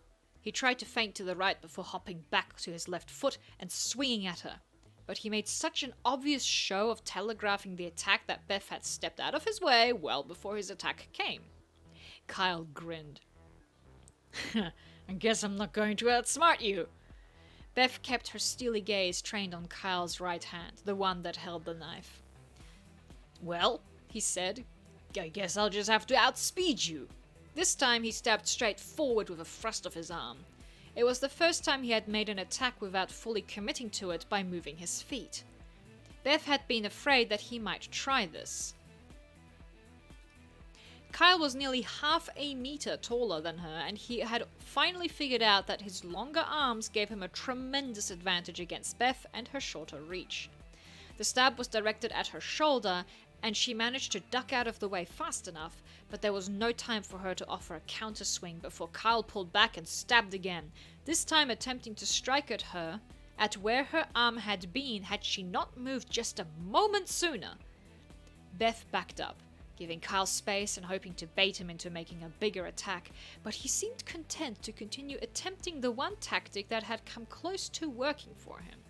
As she stepped back, he stepped forward, and only after planting both feet did he go for another stab. There was nothing Beth could do but step back, giving him more space to maneuver, all the while becoming increasingly aware of how close her back was coming to the wall behind her. She needed to do something to throw him off balance and find a way to reset. She stepped to the side, forcing Kyle's next attack to take a horizontal arc to reach her, and as soon as she saw that blade coming, she swung her own blade. She heard the ting of metal hitting metal as the two blades made contact, and the serrated edge of Kyle's knife hit the smooth edge of hers.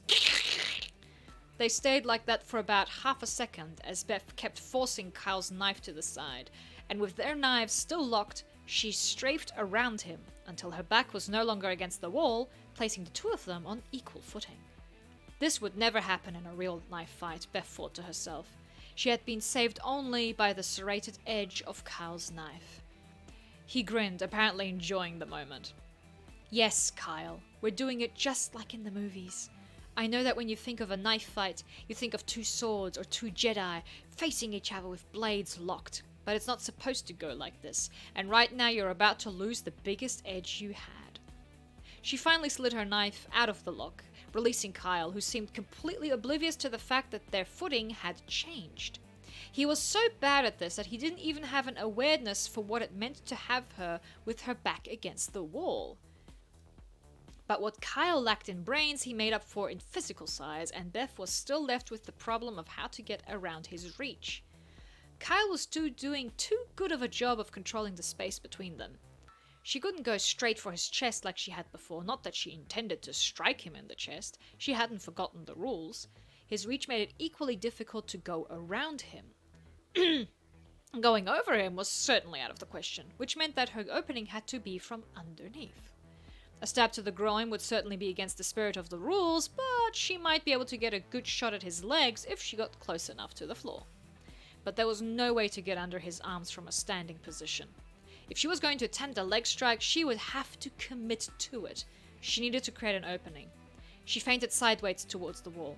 Unlike Kyle's attempt at a feint, Beth's move to the left served the dual function of placing her weight in a perfect position to push off her left foot, moving right when Kyle moved left. She made as if to swing at him from the right, which prompted Kyle to stab in that direction. And with his bow... excuse me. Somebody in the crowd is clearing their throat because they drank their water too fast out of excitement. And with his body moving left and his arm moving right, the reach of his arm was effectively reduced. I'm trying to picture this. Body moving left, arm moving right, reach of his arm was effectively reduced. Reduced enough for her to slide under it? There was only one way to find out. She bent her knees, falling forward like a sprinter leaning forward on the starting blocks. There it was. He was twisted to the right, reflexively trying to kick at her, allowing her to lunge forward and place her knife directly in the path of his swinging leg. He was grunting. Whoa! He let out a panicked yelp. No, he wasn't twisting. He was falling. And with the way her knife was pointed up, it was positioned to anchor itself directly into his belly if he fell on top of her. She reflexively tossed the knife aside, hearing it clatter to the floor as Kyle's weight came down on top of her. His tumbling knee struck her directly below the chest, and she felt herself falling back, her head falling to the floor until the moment she felt the impact of the ground on the back of her head and everything went black. Good girl, you didn't stab him in the stomach, but now she might have a concussion. Ay vey. That must hurt, man. Okay, here's billiards number 3. Oh, okay.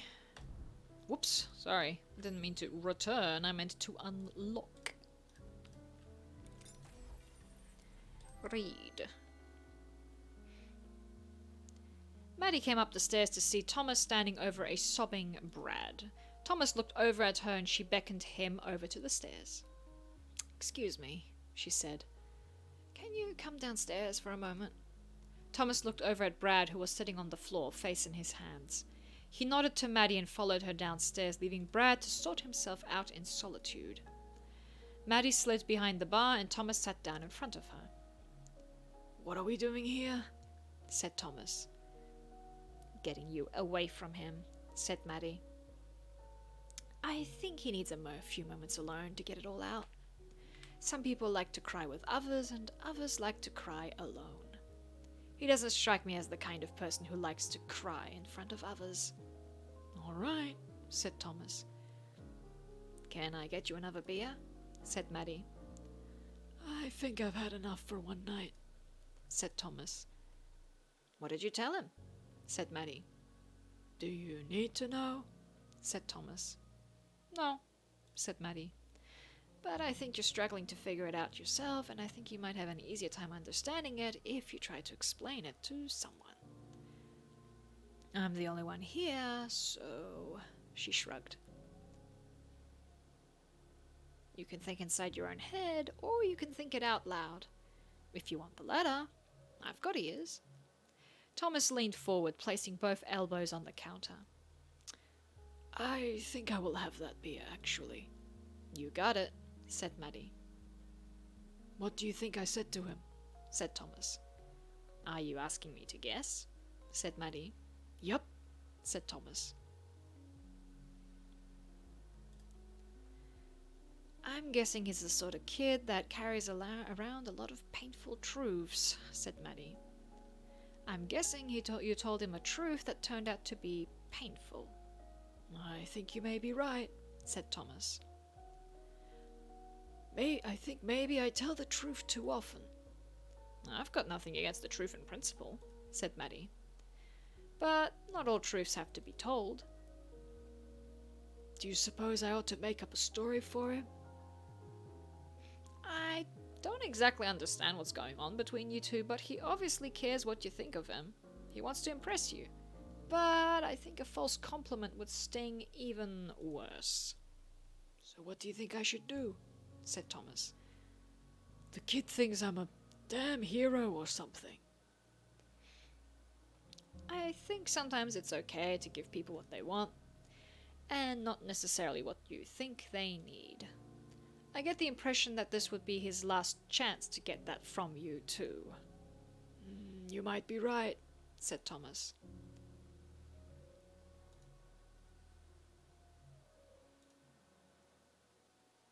But both the truth and lies can hurt people.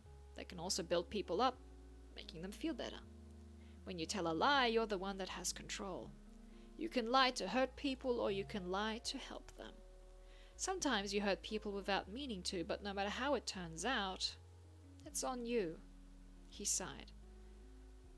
The truth isn't like that. You don't get to decide what the truth is. You can only say it. And whether it hurts someone or helps someone, well, that's up to them. Sometimes we hide the truth because we think it hurts. So, which is it? Thomas shook his head. Maybe it's neither.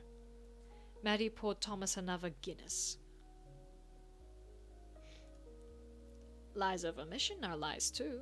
Sometimes concealing the truth is just as simple as saying nothing. Do you think you can hurt someone by staying silent?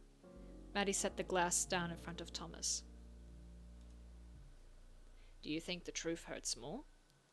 Thomas studied the drink in front of him. I guess there's only one way to find out. He got up from the bar, leaving the glass of beer undisturbed as he walked upstairs. Brad's eyes were still red when he saw Thomas walking up. He tried to focus on the pool table in front of him, doing his best to ignore the old man.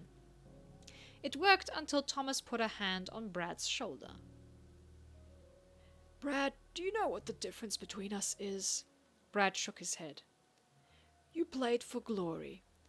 I played for money. Thomas paused. You know how we're similar? Brad shook his head. Neither of us played to win. I thought you were in it for the money, said Brad. Yes, said Thomas. But there are lots of ways to make money playing pool. Thomas leans against the table. I made my career on being predictable. There's a lot of money to be made if you can predict the outcome of events that seem like they're up to chance, especially when you're the one who controls the outcome. Brad looked at Thomas with confusion.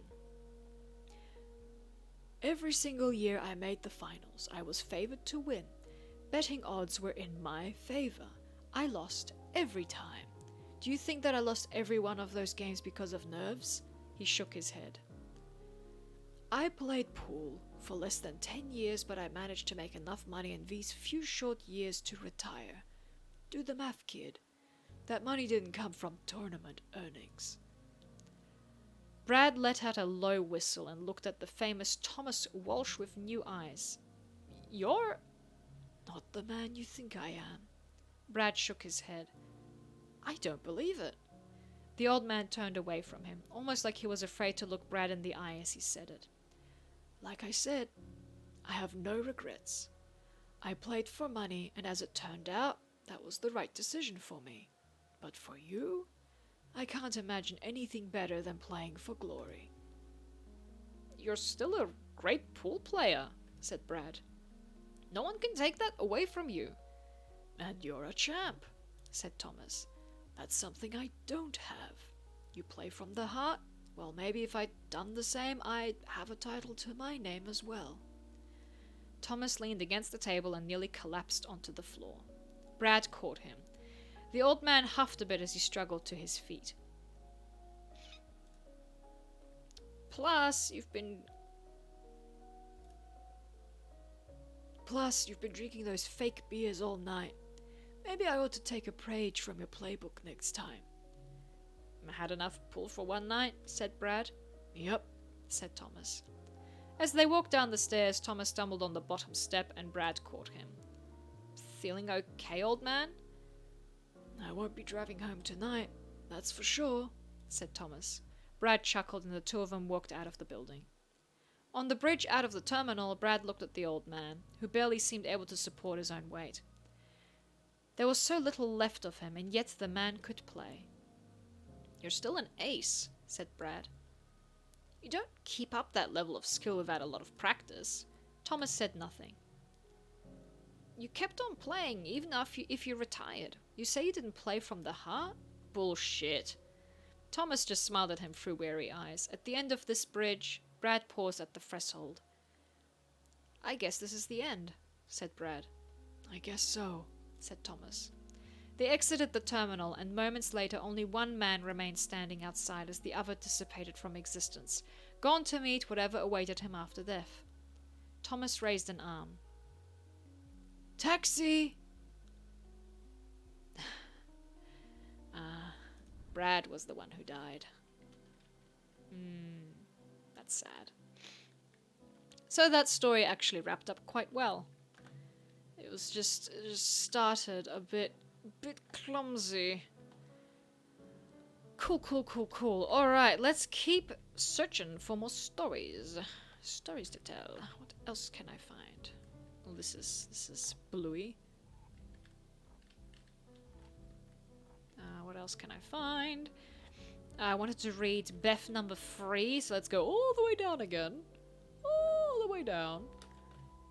And Beth number 3. Do they die?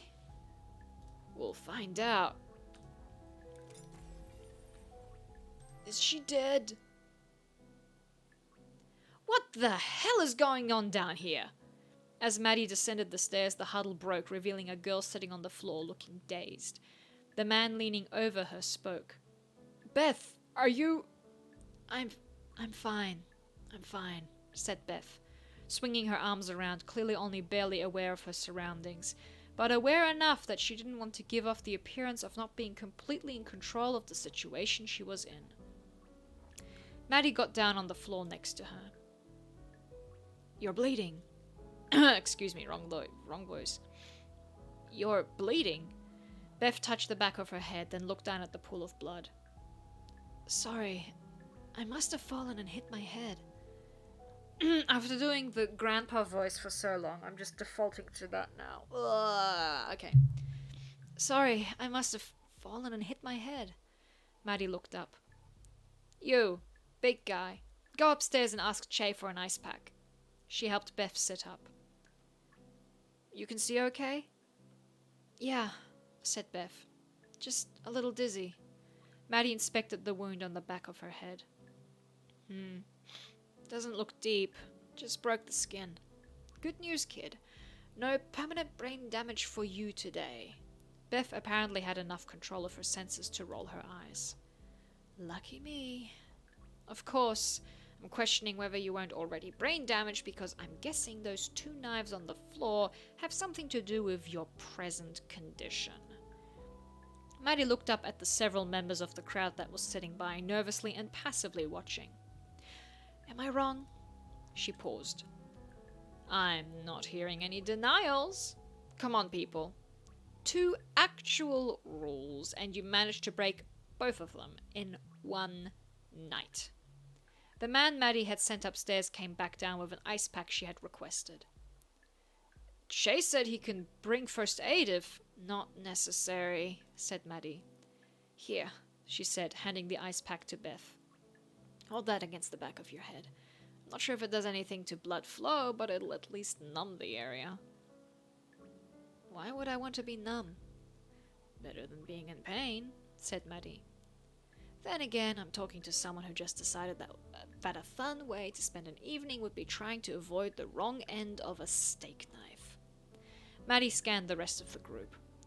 Anyone else have any wounds? Don't hide them if you do.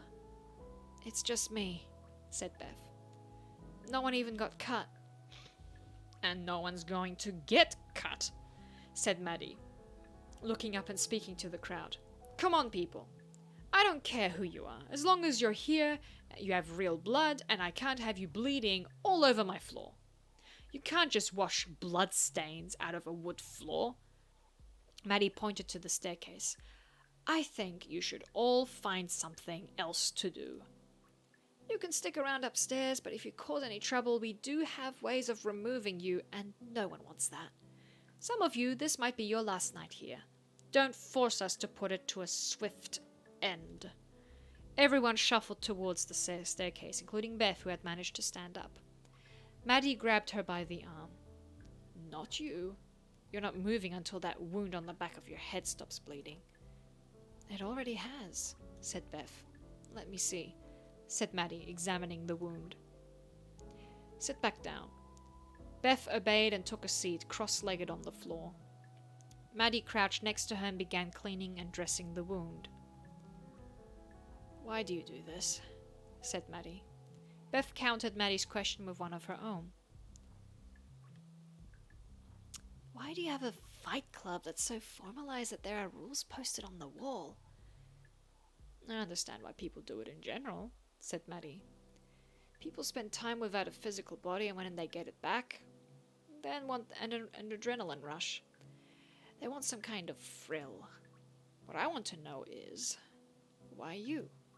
Why does a girl who looks like she can't be older than 16 years old want to get into blood sports?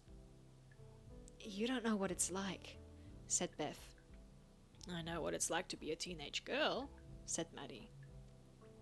But I never felt the urge to start getting into fights with men twice my size. Beth turned away. You don't know what it's like to want to feel something, said Beth. To feel so numb that you want to cry and then be unable to cry. You just feel nothing. That's what it's been like for me.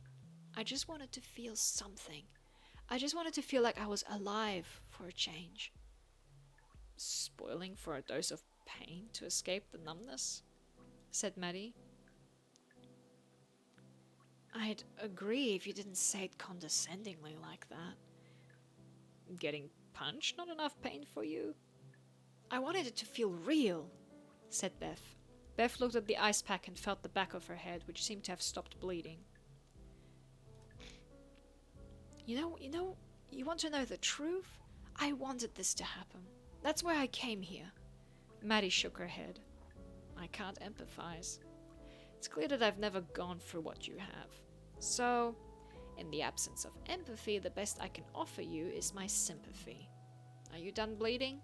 Have you gotten your fill of thrills? Yes to both, said Beth. You'll probably be fine without a bandage, said Maddie. You're lucky it was only this bad. You can stick around if you want to, but try not to do anything too physical. I wouldn't want you to open up that wound and start bleeding everywhere. I think I've had enough for one night, said Beth. I'll see myself out. If you're ready to go, then go, said Maddie. But I don't want to feel like I'm chasing you out. Beth followed Maddie upstairs. Kyle was waiting for them by the bar. Beth, he said. I'm sorry about the whole... You know. Don't be, said Beth. I had a lot of fun tonight. Me too, said Kyle. You know, you really had me on the ropes toward the end. In fact, I feel like I couldn't leave this world on a better note. I just thought I'd stick around to see if you, were okay. I was just about to leave too, said Beth. You want to leave together? I'm curious about how, well, things work. Wrong voice. You want to leave together? I'm curious about how, well, things work. Sure, said Kyle. The two fighters walked to the door of the cafe and walked down the catwalk, toward the terminal exit. You're a real fighter, said Kyle. Thanks, said Beth, politely responding to his compliment. Not like me, I mean, said Kyle. You really know what you're doing. Beth smiled.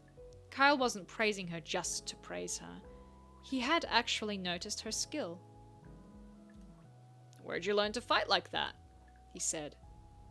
Beating people like you, said Beth. Ah, said Kyle.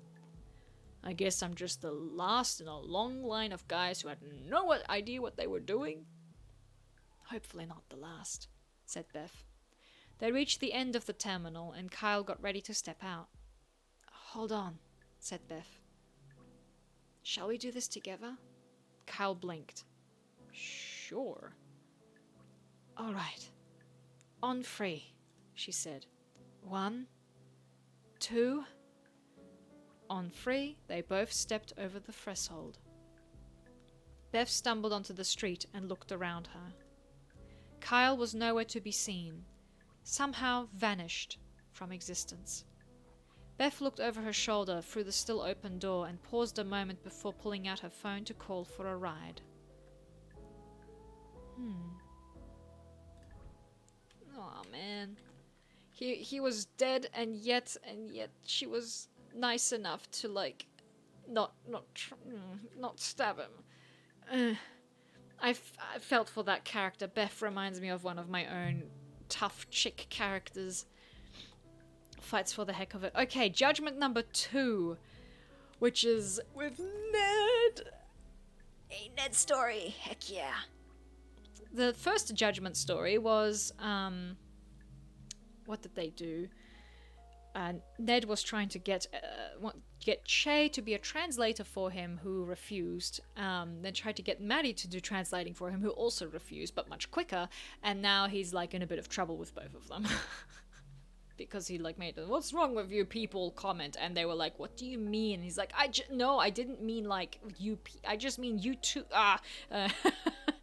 He made a mess of it. So let's see where this conversation continues. Ned leaned with his back against the counter, resting both his elbows on the surface behind him. "I'd appreciate it if you wouldn't lean on my counter," said Maddie. "Your counter?" "Yes, it is my counter," said Maddie. "So please don't lean on it." Ned laughed. "People lean on this counter all the time." "Customers lean on this counter. You're not a customer." "What if I ask for a drink? Then am I a customer?" "We reserve the right to refuse service to anyone, so no, simply requesting a drink would not make you a customer." A man with long thin arms approached the counter. "Can I get 2 lattes, 1 vanilla and 1 with soy milk?" "You got it," said Maddie. "We'll have that right out for you." "Thanks," said the thin man, who took a seat at a table near the entrance. Maddie preoccupied herself with making the drink. "Aye, Che," said Ned. Che looked up. "Do you ever feel like what you all do here is insignificant?" said Ned, running the terminal. "Making drinks," said Ned. "You know, there's more to life than creature comforts. I enjoy a coffee as much as the next guy, but it's not good to get too pampered." "I'm not sure that enjoying a nice drink is what I'd call pampering," said Che. "But if I had my choice between a pampered life and an unpampered one, I'd definitely pick the former. I say that as someone who's known what it's like to lead an unpampered life." "Suppose so," said Ned. "I just think that overindulging in creature comforts will be the downfall of civilization. Not that I'd have a problem with that. Civilization is pretty overrated as it is." There comes the old criminal mentality. The old out back, there's nothing out here mentality. "I don't think that lattes are fueling a collapse of society," said Che. "One might even say that the ability to walk into a cafe, ask for a drink, and have it made to order is civilization." "You know what it's like to live in a world without air conditioning?" said Ned. "So do I," shouted Maddie from across the room. "Wasn't talking to you," said Ned. "And no, living in an apartment with no AC is not the same as living in a world without air conditioning, because when you lay in bed at night, you know at any time you could go out and buy a window unit." "Not sure what your point is," said Che. "Of course you don't," said Ned. "Neither did the Romans. That didn't stop them from getting invaded." "I know you're not that old," said Che. "Don't have to be old when you've got books," said Ned. Well, at least he's educating himself. That's good. And those books had a chapter about how the Romans were caught completely unaware in air-conditioned cafes while sipping lattes as the invaders came to destroy their way of life. Sorry. As the... Can I go back? I cannot. Oh dear, live with my mistake. Unaware in air-conditioned cafes while sipping lattes as the invaders came to destroy their way of life? Precisely, said Ned. They were sitting indoors with the windows closed and couldn't hear the barbarians streaming into their lands.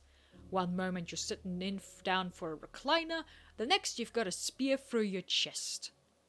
Che raised his eyebrows in a way that gave the impression of someone who had just rolled his eyes without wanting to invest the effort of having to roll his eyes. I think I'll take the recliner, and when I wind up with a spear in my chest, you can come and laugh at me, said Che. Sure, said Ned. He's trying so hard to rile up this conversation, but obviously it's sort of a lost cause.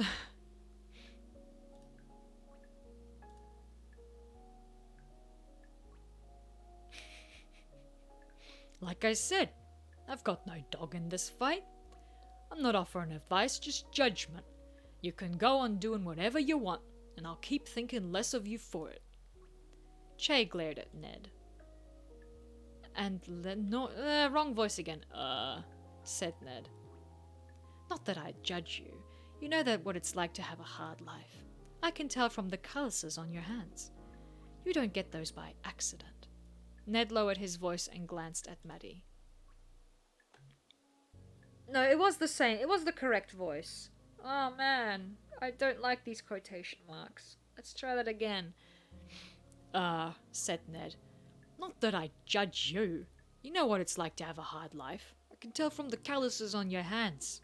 You don't get those by accident. Ned lowered his voice and glanced at Maddie. But you and I both know that kids these days. Che grabbed Ned by the scruff of the neck and jerked him violently before softly speaking directly into his ear, or where his ear should be. Don't ever try to judge her, Ned. You don't know the first thing about what she's been through. Che let go of Ned's collar, but not before giving him a violent tug. Fine, I get it. You're protective, said Ned. But not everyone here is like your little protege, like Mr. Scrawny over there. He jerked his thumb in the direction of the thin-armed man who was awaiting his lattes. Same thing goes for him, said Che. Same thing goes for him, said Che. What do you know about what he's been through? Who are you to judge? Ned raised his hands defensively. I'm just saying, times aren't what they used to be. You're right, times aren't what they used to be, said Che. And do you know what I've learned from being around for quite a while? It doesn't get easier. I get stronger, but life doesn't get easier. So kindly fuck off with any of your kids these days bullshit. Sheesh, said Ned. You know, as old souls go, you're no fun to commiserate with. Sorry to be a disappointment, said Che. He stood up and started to walk away. It's odd, said Ned, not looking up. Che stopped and turned to him. What is? To say you give so much of a fuck, said Ned. I thought you had no fucks left to give. I've fucks left to give, but they're not as plentiful as they used to be, said Che. So I have to save them for the things I care a lot about. I was just bullshitting, you know, said Ned. Taking the piss out of everyone is supposed to be recreational pastime. I was just working with the material in front of me. You were right about one thing, said Che. About our society being overrun with invaders who destroy our way of life.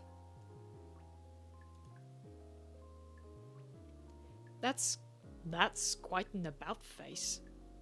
Che placed an arm around Ned and pointed at Maddie. Invader. He pointed at two 20-somethings chatting in the corner. Invaders. He pointed at an ashling scuttling across the floor. Tools of the invaders. The world used to belong to the likes of you and me, and now it doesn't. Every generation, a new generation comes, bringing their new ways with them, invading our world. Folks like you and I, we're the ones who have to worry about being caught unawares, because pretty soon the world is going to belong to people like them. In fact, I think that day may have already come, and we just haven't realized it yet. Cripes, said Ned. You make it sound so apocalyptic. Funny, said Che. I thought I was being optimistic. Oh, these conversations are fun. Like, Ned, come on, man. Come on, you old man. Stop being such a grouch. Picking fights for no reason, other than to annoy people. We read that story. How many more memories do we have left? Because it is getting a bit late for me. I still need to discover 1, 2, 3, 4, and Ashley's Inventions number 2, which I think would be all the way upstairs. So let's go upstairs again.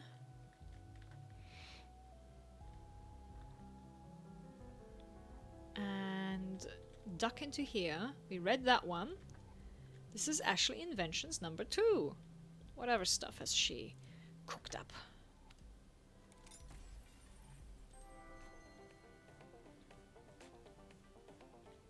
Ashley's original ideas. Do not steal. Floor sweeper. My last experiment with the Kitchen Assistant version 1 was a big success if you measure success in how quickly it was able to pulverize things generally. The throwing objects at the ceiling technique does not work for pulverizing carrots or celery for salads, but it is very good at pulverizing halogen lamp bulbs. This made me think about how much better it would be if the floor were self-cleaning. Ashlings can sweep up a bit, but usually all they do is move dust around and it's hard to get them to actually collect debris and put it in the trash. If the entire floor were covered with air jets, any small bits of debris that dropped onto the floor would get quickly whisked away towards a corner, where a vacuum or something could suck them up into a disposal chute. Having a bunch of air jets would require a lot of power to run. But air isn't the only fluid that could be used to carry dirt and dust and broken shards of halogen lamp bulbs. Water could also probably do the trick. The issue is that water would damage the floor. Ripping up the wooden floorboards and pouring concrete would solve that problem, but we could mold the concrete in a way that its shape directed the water towards the drain in the floor. That would mean no more need to sweep. We could just hose down the entire cafe at the end of the day and it would drain itself. Then it would be dry by morning. That's actually a really good idea that doesn't require any special equipment or specialized hardware once the floor is installed. I should copyright that idea to make sure that nobody steals it. It's called patents. Update. After several days of calling the Australian Copyright Council, I finally talked to a person who told me that what I want to cover inventions is a patent, not a copyright. There we go. You learned a thing. This is important knowledge, Ashley. You will need this in your professional inventing years.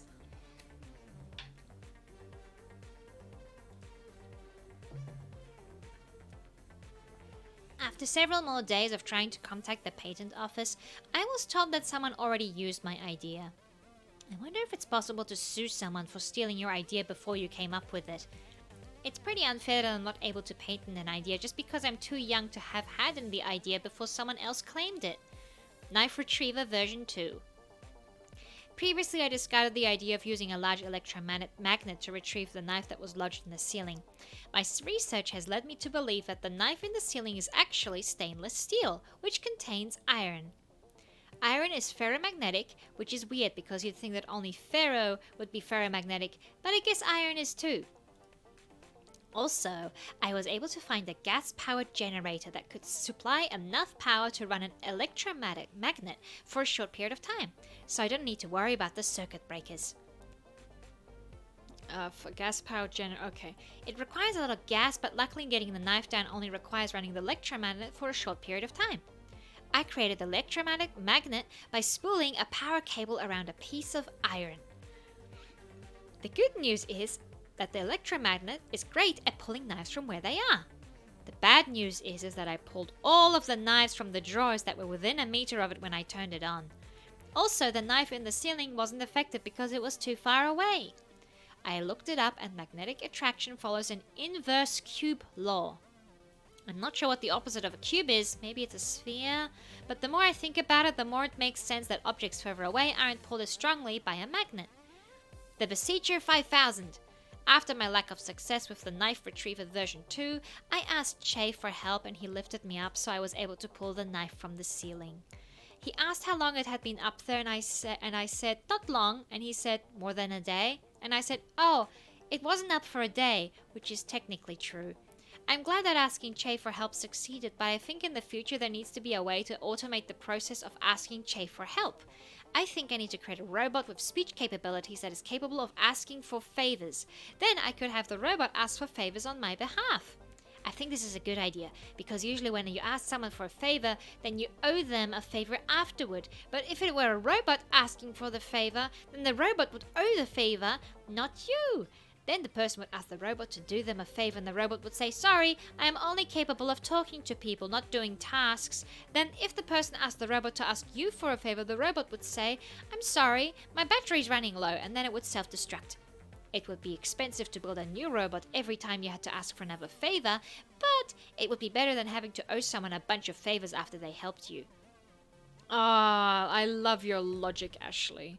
Your logic is foolproof. Somebody had fun writing that. I can tell. So much fun just goofing around. Fate of Icarus. We haven't seen this one yet, have we? What is this? A coffee mug made of a pressure valve. Oh boy. Okay, I hope I can like zoom through these last stories and finish off before 10. It's quite a lot of stories. I didn't get to read many of them, it seems. The first thing Che noticed when he entered Ashley's workshop was that her workbench was not in its usual place. It had been pushed up against the wall. The second thing he noticed was that Ashley was sitting on the bench, her back slumped against the wall, evidently still feeling the effects of a caffeine crash. Hey, said Ashley. But her eyes didn't move up to meet his. That wasn't like Ashley. She usually greeted people with her eyes before greeting them with her voice. Hey, kiddo, said Che. You doing okay? I am okay. Feeling tired and achy, and yet somehow unable to rest is okay, said Ashley. My mind is still amped up, but unable to do anything productive. Why do I feel like this, Che? Is this my life now? Am I going to be okay? Che stepped up to Ashley's workbench and seated himself next to her. I tell you to relax, but it sounds like you're already trying and failing. So maybe it's okay to be amped up and also tired. It's kind of the worst, said Ashley. To be tired, but also incapable of resting. To be tired, but also... Che smiled. Tired but also incapable of resting described how he felt on most days. Oh man.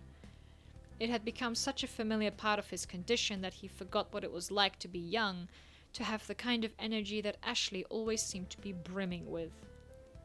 I think you'll have to get used to that, kiddo, said Che. I think you're just getting an early taste of what being an adult is like. That's not reassuring at all, said Ashley. You feel like this every day? If you came here to comfort me, you're doing a terrible job. Che frowned. He always considered himself a good teacher, but he'd come to learn that mentoring someone required skills beyond simply teaching them a skill. When it came to comforting people in times of crisis, he always seemed to manage to find the right words. On day-to-day matters, however... Well, said Che, I think I spend a lot of days feeling how you might feel right now. But luckily this will pass for you. And look at it this way. You've learned something today, didn't you? Yes, said Ashley. Maddie's in possession of powerful potions that can yield devastating effects, and she disguises them under innocent-sounding names like espresso.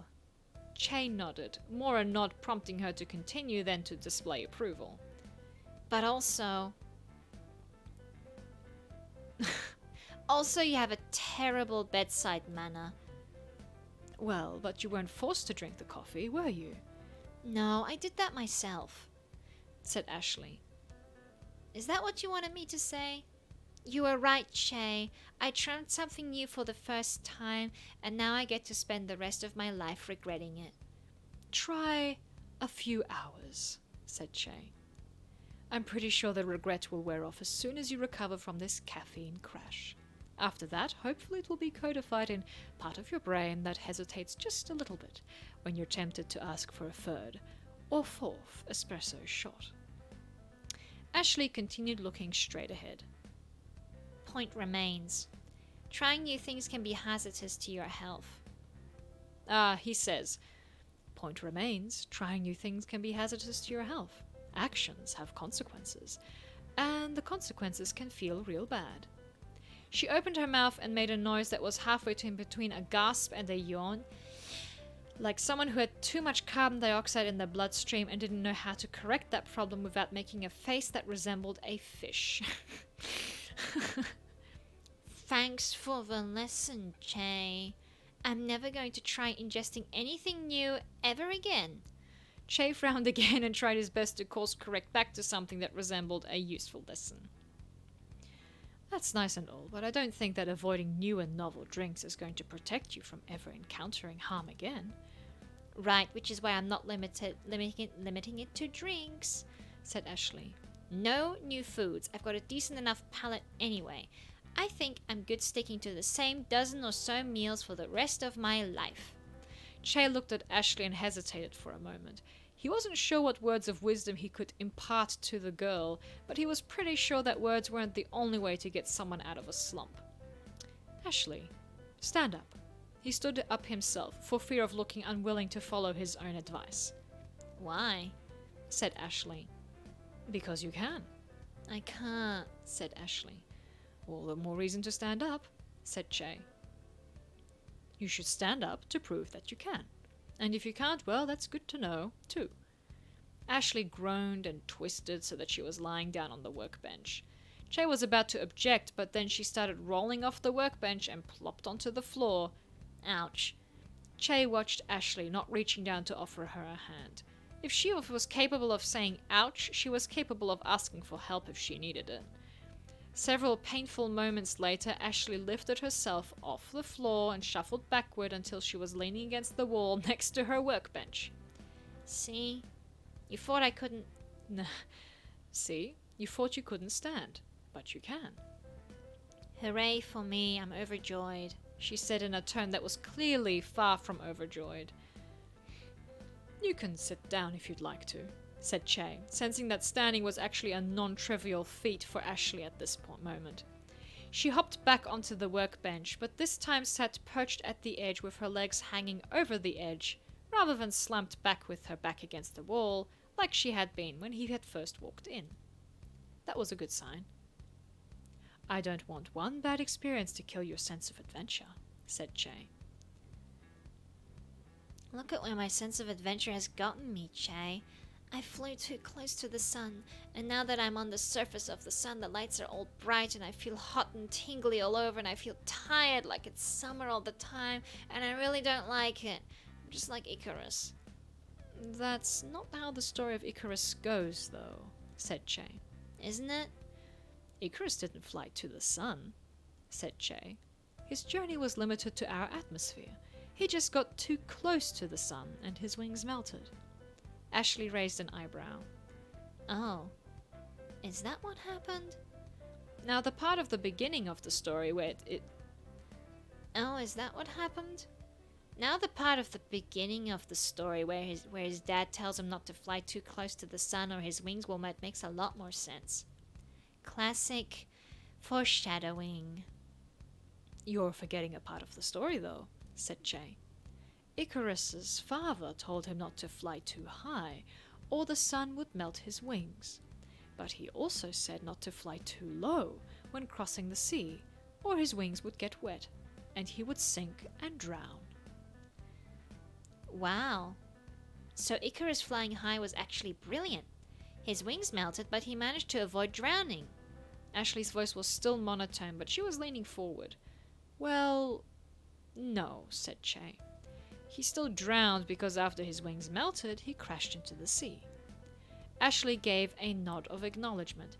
Same result, so the moral of the story is that you're doomed no matter what you do? No, said Che. He drowned, but before he drowned, he soared. Story still ends with him drowning, said Ashley. Every story ends with death in some way, Ashley. The question isn't whether you will die or not. The question is, before you die, will you take the opportunity to see just how high you can fly? Duh. Very cool. I thought the moral of the story is try to balance between flying too high and flying too low. That's what I thought it was about. Take care. So there's 3 stories left. I have no idea where to find them. One's about Australia, the Door, and Kishan. Another is about lore, I guess, and another one is about another Ashley and... Why is this... Ah, because it's more... It's a longer piece of text. Gotcha. Maybe we can find it. Maybe we can find it before I close everything off and say goodbye, and then goodbye forever, farewell. In terms of this game, anyway. Is there any more stories? Any more things that I can click on? Can I go up here? No, I cannot. Is this a thing that I can click on? No. Nope. I've read that one. Read that one. Hum. I feel like one of them has to be near the gate. The end gate.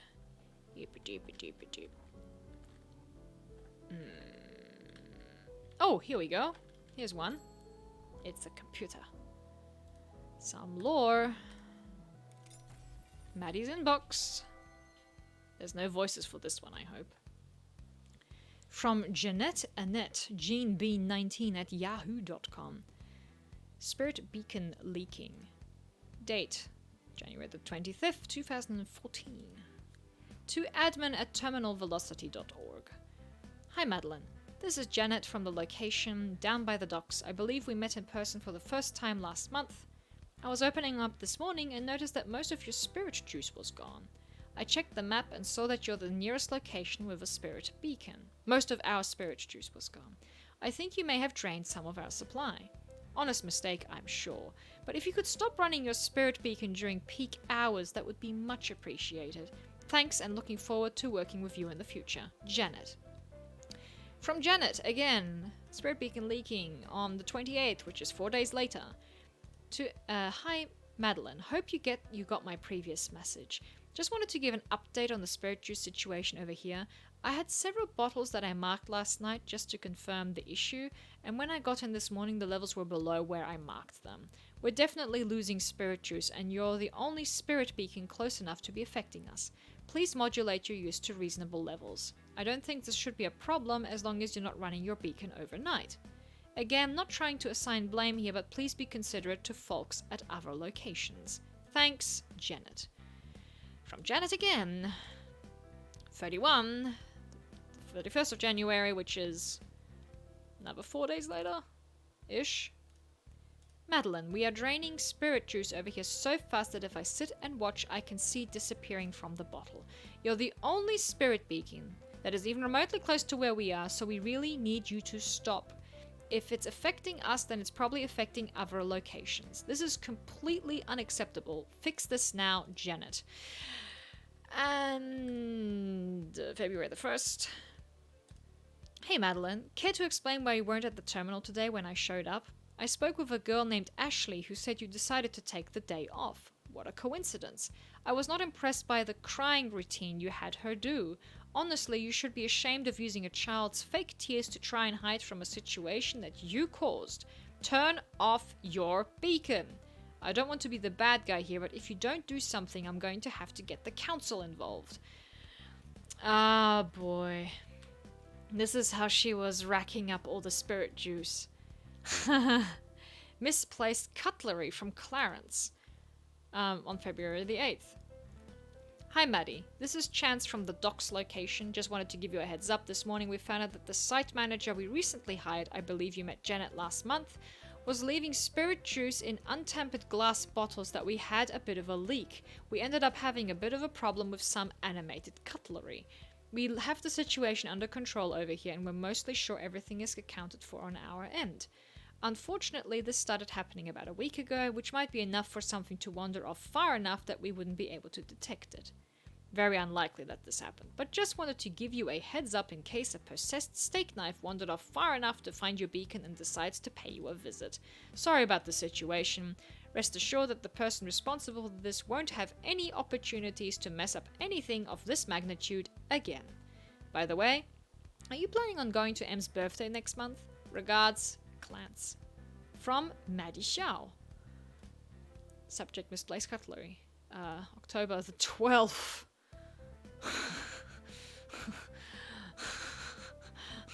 That's like...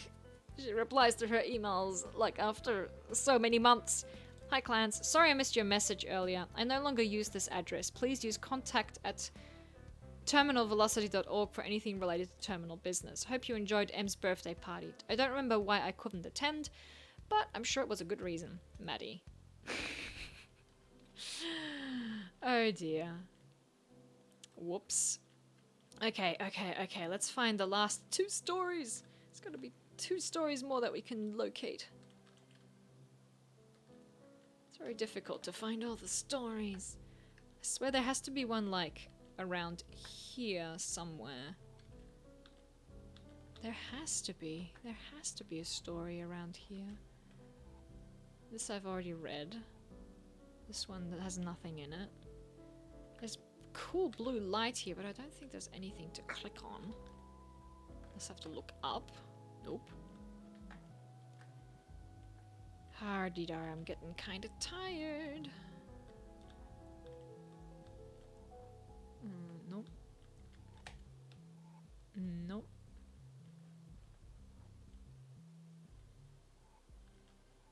What's Teen Transient? I've read that one. Death, I've read. Ashley's Journal, I've read. Perfectionist, I've read. That one I've read. Funereal, I've read.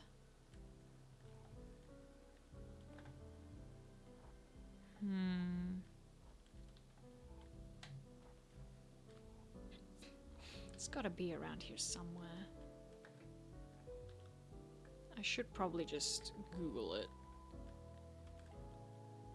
Yeah, I'm gonna see if I can grab from the internet information.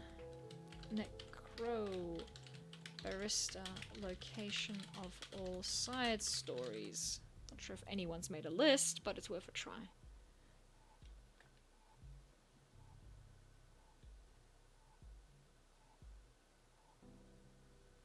Nope. No one's made a list. Bugger. Okay. Is there something around this round table? Can I click on the tree? Nope.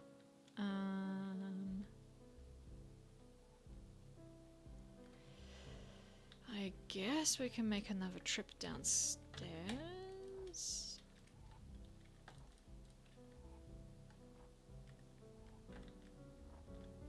Maybe there's something hidden in these corners. Nope. Nope. If I can't find anything in the next 5 minutes, then I'll call it quits for tonight. I'm just giving it one last shot. Maybe I can discover what it is that I'm missing.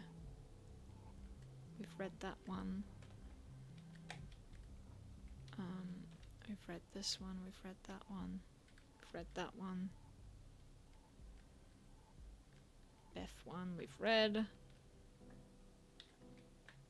Let's go to the cellar again.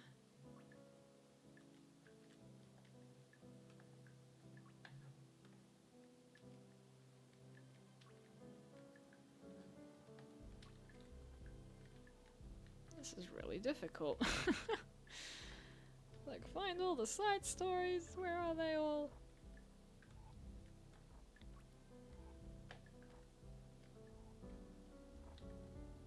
Wandering Spirit we've read. Anything in this corner? Nope. So how many have I got left? I think it's like 2. Yeah, 2 that I haven't discovered.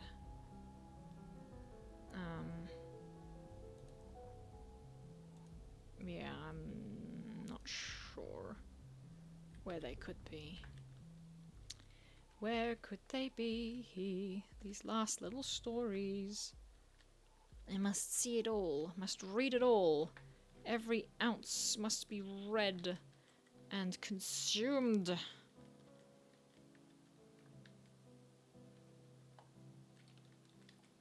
Maybe there's something up here. Nope. Maybe one of these tables has something small that could be discovered. Fisherman we've read. Oh dear. No. Something here maybe? Nope. Billiards we've read.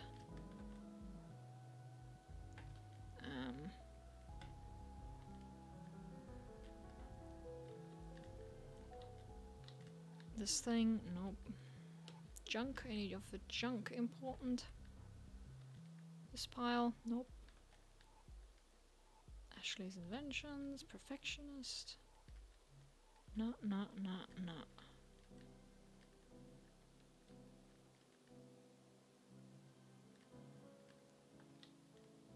Something at this table? Nope.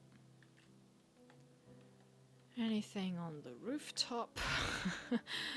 By some chance? The tree itself, perhaps? Nah. Changes color though. It's kind of cool.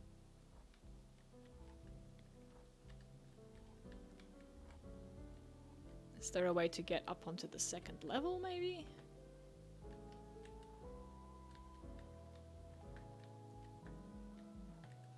Yeah.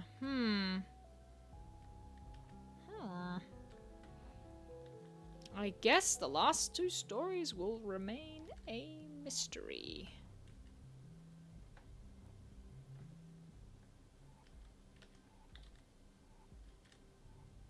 Okay, we found one. Let's go and do this. Ah, we've got Samantha. The American that I didn't get to do, whose accent I messed up, so give me a minute. Samantha sat alone at the bar, taking occasional sips from a glass of gin. She wasn't sure that tonight was a night she really wanted to be drinking, but the comforting familiarity of the gin kept her raising the glass to her lips. The drink that didn't sit well in her stomach, but each sip left her feeling warm, and with each sip the knot in her stomach seemed to become less and less noticeable, and so she kept drinking. The green bottle had become something of a friend over the years, and with it she shared the kind of friendship born not out of any sort of affection so much as one of familiarity and convenience. Drinking the Tanqueray neat took her back to the first apartment she lived in after moving from her hometown in New Mexico to the parts of Melbourne that bordered the docks, the same apartment where she discovered that liquor was vastly cheaper than when bought by the bottle than when bought by the glass in the setting of a bar. and where she'd learned that the cinnamon and coriander gave the gin enough flavor without the need for mixers. New Mexico, where is that?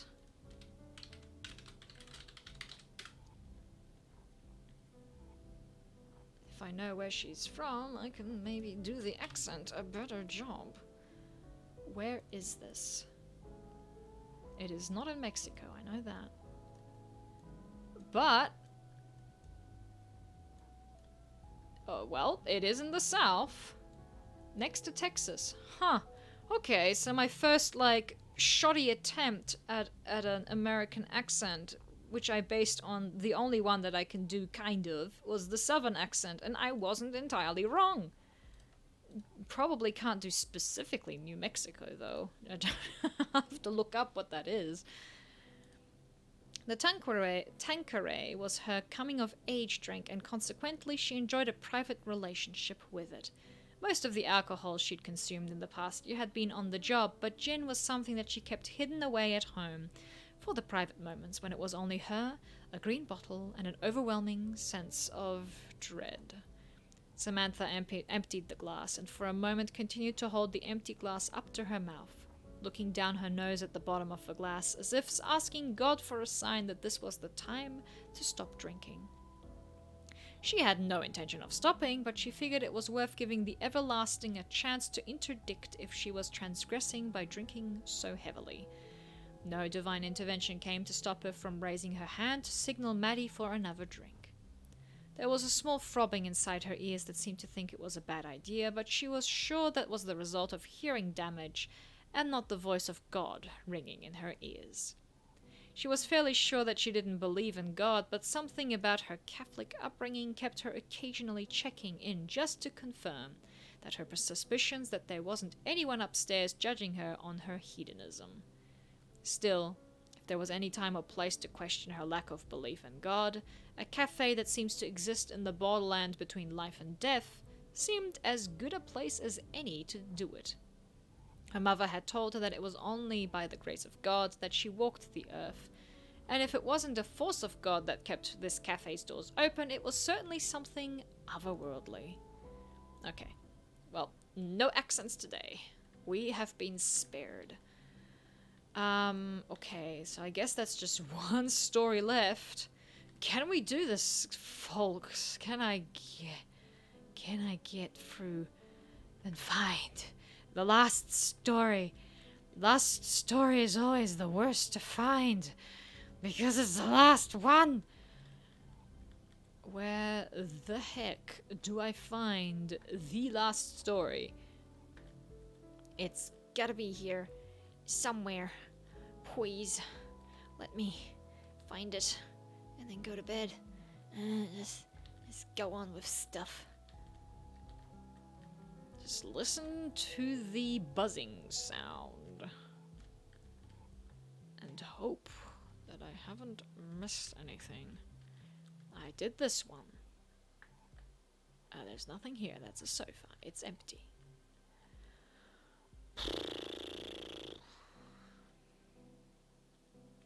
There's a box here with Ashley's journal. We read it. Judgment, we've read. We've read that one. We've read that one.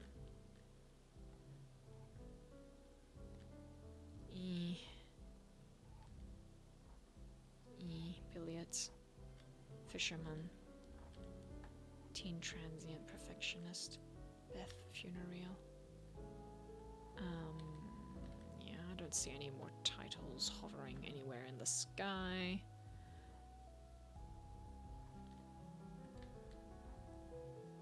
I'm just looking for the text now on its own, trying not to, like, look at objects.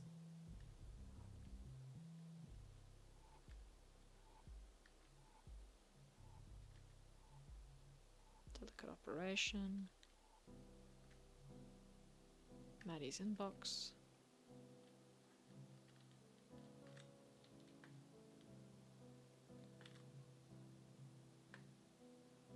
Nope.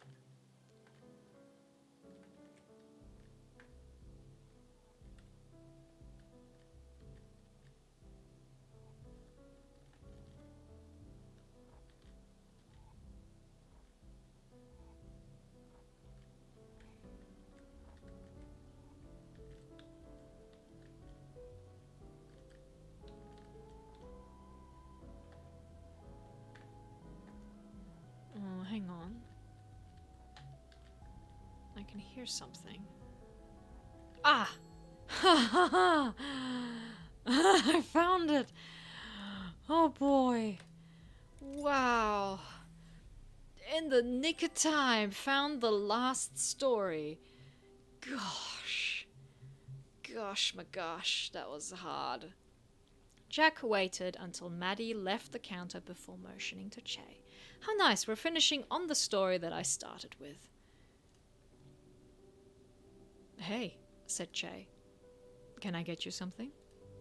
Jack nodded. Can you get out that whiskey bottle and pour a glass? Che glanced over his shoulder to verify that Maddie wasn't present. Any reason you couldn't ask her? Said Che.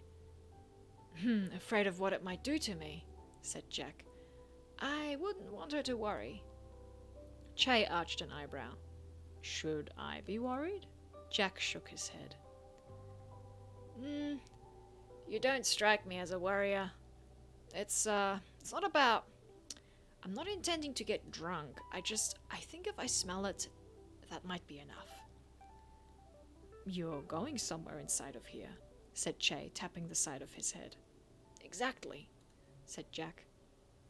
And you, well, I can tell from looking at you, you know what it's like to see a friend die. Che smiled grimly. Am I that easy to read? No, but now I know it's true, said Jack. Don't count her out, said Che, referring to Maddie. She's seen more than you can read on her face. Yeah, but... Jack hemmed and hawed over his next words. Seeing something is not the same thing as having experienced it. You know what it means to be experienced in losing friends. Che nodded. It's a feeling that I've grown well acquainted with over the years. I remember the day I found myself preparing for a funeral, and not even thinking too hard about what I was doing. Until the moment I realized I've done this so many of these, I can mentally check out of doing this, followed by the feeling of nobody's ever supposed to feel like they're getting good at doing funerals, right? Followed by a feeling of, actually, we all love this, leave this mortal coil at some point, and someone has to be the last one in their group of friends to kick the bucket, and maybe doing well at longevity just means outlasting your friends. Jack's eyes narrow. How old are you? Older than I look, said Che. Jack laughed, but it was a forced laugh. Damn. I wish I had that problem. I have the same thing, but in reverse.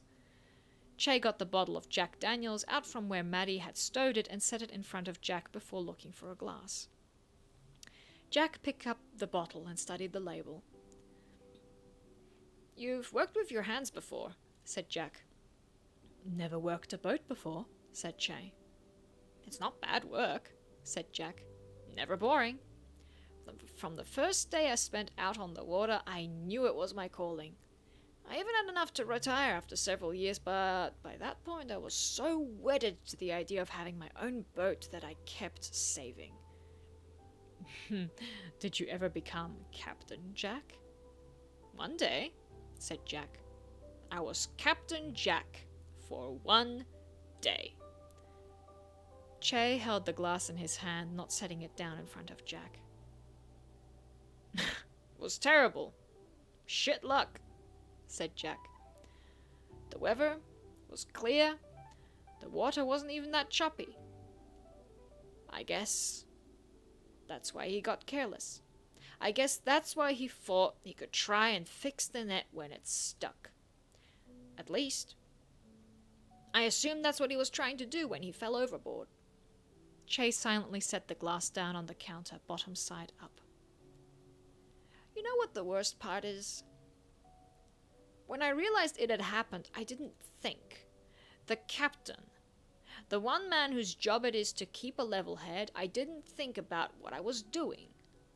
I just jumped overboard after him. Didn't grab a life ring or anything. Stupid. If you ever find yourself in that position, when you jump overboard, all you're doing is making the problem twice as big. There's nothing I can imagine that compares to the sense of dread and regret that I felt in that moment as I felt myself sinking below the surface. Can you imagine that, having that kind of thought? They say that when you're in intense physical pain, it's supposed to block out anything. You can't feel anger or sadness or regret or wistfulness when there's 1,000 needles stabbing you all over at once, which is exactly what it feels like when you jump into that freezing Alaskan surf. That's what you don't realize about cold until you're totally immersed in it. You don't feel cold, you feel pain. All over. And somehow in the midst of all that pain, it's possible to think, oh shit, I shouldn't have done that. Dumbass. When I leaped over, I guess I imagined myself swimming around in the water looking for him. And I actually did try opening my eyes. Big mistake. The Pacific Ocean. I'm not sure if you knew this, but it's salt water. And somehow that's even more painful than the thousands of pins and needles stinging you all around, reminding you that the water is freezing and you're not supposed to be in it. You know what the crazy thing is? They managed to fish me out. Terrible pun. Sorry. They found me. They threw me a line. Irony is I almost died of hypothermia there on the deck. Being soaking fucking cold in that cold Arctic wind. You know, hypothermia can kill you almost as fast as drowning can. I didn't even make it to Cal's funeral. Couldn't bear to look his girl in the eye. Nobody blamed me as captain. Cal should have known better than to do what he did. Did know better. But all I could think of was, what if I hadn't jumped over? If they hadn't been busy pulling my stupid ass out of the water, could they have found Cal? And I knew that if I was thinking it, then she had to be thinking it too. They all had to be thinking it. I couldn't face that. All I could do was sit at home. And every time I walked to the bathroom, I passed a display full of these bottles. He tapped the bottle of whiskey on the counter. Hypothermia can kill you in 5 minutes. Drowning can kill you in 3. Drinking yourself to death takes longer than that, but not much longer. He looked up at Shay. I just want to smell it. Jack glanced at what little remained of the halibut Shay had grilled for him. The fish didn't do it for you, huh? Said Shay. Jack shook his head. Like I said, smelled too good. Shay dutifully uncorked the whiskey and poured out a finger. Jack held the glass to his nose and inhaled deeply. Yeah, this is the smell I was looking for. There it is. That's the smell that makes me feel sick to my stomach. He stood up. I think I'm ready to go.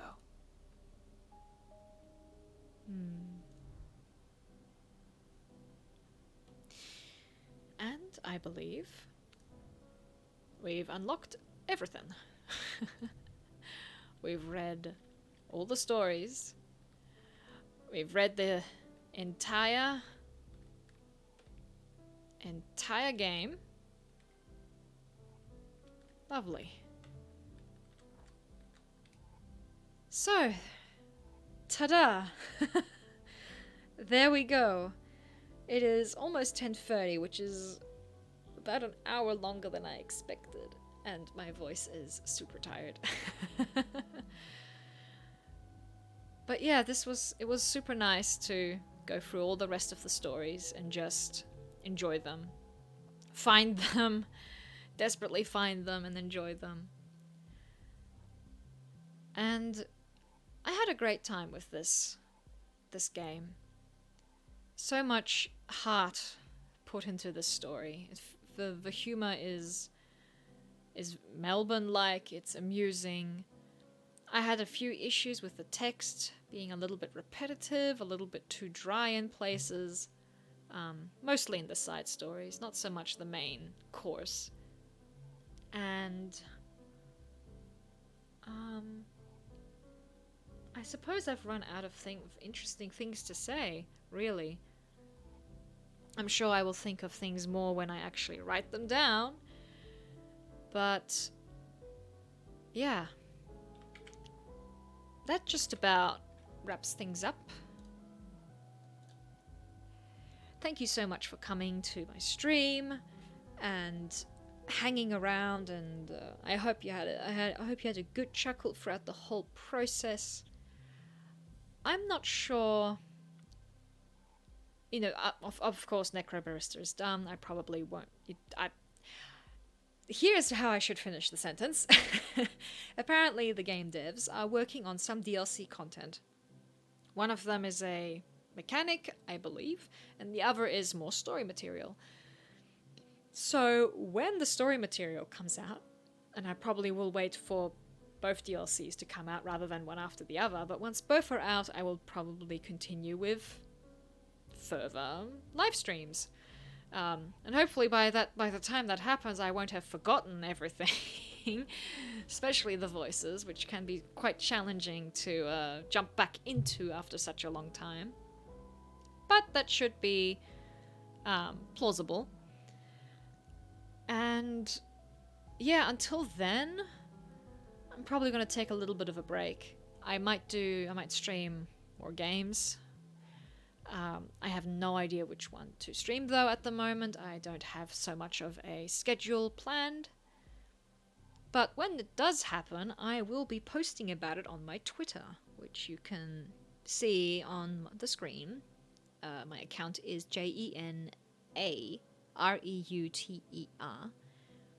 So if you're not already, you probably are here because of my post. But in case you're not, you're welcome to follow me there, as well as my art, which is what you can see on screen as well right now. That drawing I'll be posting up on Monday, the blank version. So you got that to look forward to. And yeah, thanks for joining me on this journey. It was emotional, it was immersive. I had a heck of a lot of fun. Worth waiting 3 or 4 years for this to come out. And, you know, here's to hoping that the studio comes up with many more cool stories in the future. Have a great night, day, or morning, whoever might still be listening. Bye!